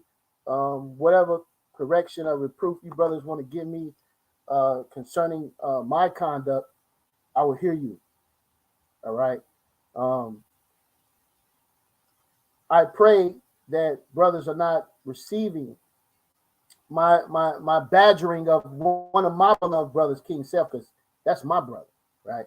So my badgering of him or us going back and forth, this is how we get down at the source, man, right? So that's my brother, man. So I just want to congratulate him.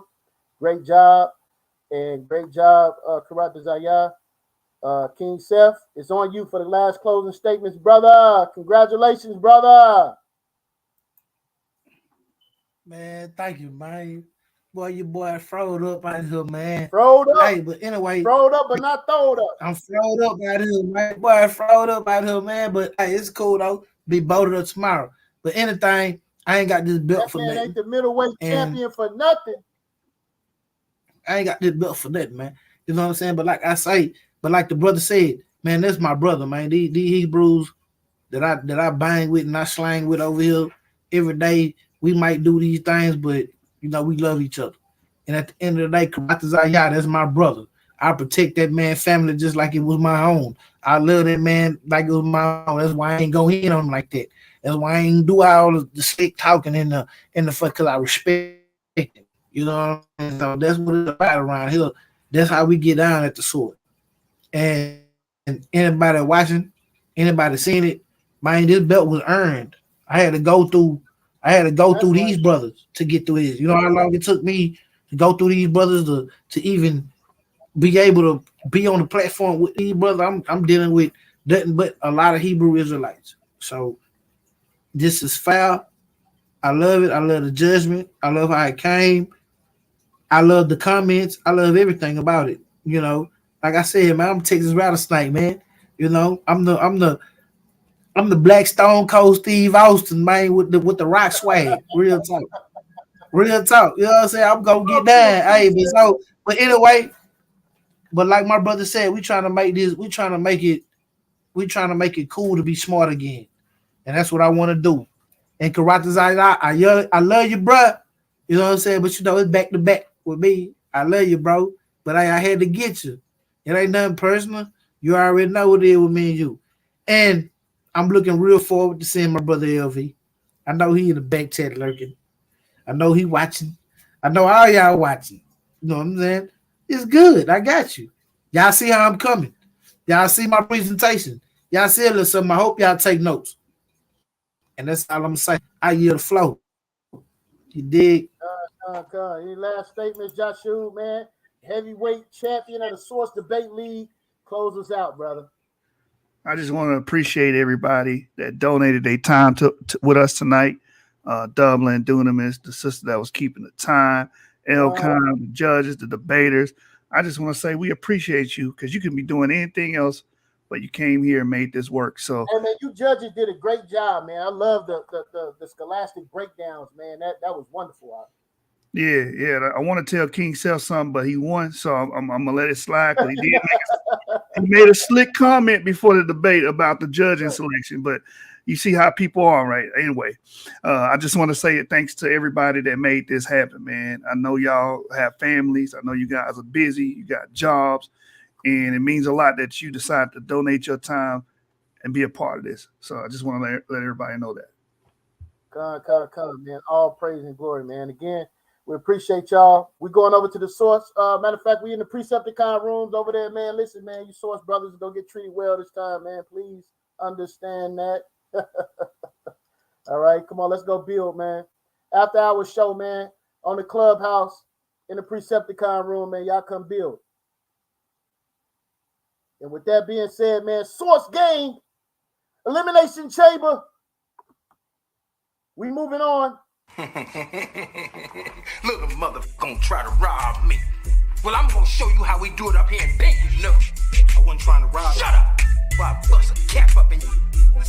Now who sent you? No. Source up, we standing tall in your short stuff. Yes. Our lunch is the bullshit that you dressed up. Address us on scholarship, homie, knowing you're messed up. So fess up, you look for the best, knowing that that's us. Source up, we standing tall in your short stuff. Yes. Our lunch is the bullshit that you dressed up. Address us on scholarship, homie, knowing you're messed up. So fess up, you look for the best, knowing that that's us. Sword clown, know that it's over like it's the fourth down. We the source now. Hear a big bang with tanks on ground. More than a scrimmage, yeah, we forcing the Senate, yeah, we pushing no limit. Leave the fight with no blemish. You the hometown, but you not receiving no privilege. We gon' do you bad, rape, rob, and pillage. But we nothing like the white man. I can see that you a big fan. Every time we go live, I see you in the damn stands. Watching and plotting, I see that you stalking a bit. Yes. You laughing at people, they seeing you taking Here's a the bit. definition of plagiarism. The practice of taking someone else's work and ideas and passing them off as Crazy one's own. ass nigga, we the source, yeah, we cite source. Spitting hot flames more hotter than hot sauce. For real? Chummy ass nigga, We the source, yeah, we cite source. I guess they didn't believe us. Shout out to Kyng Seth. We out of here.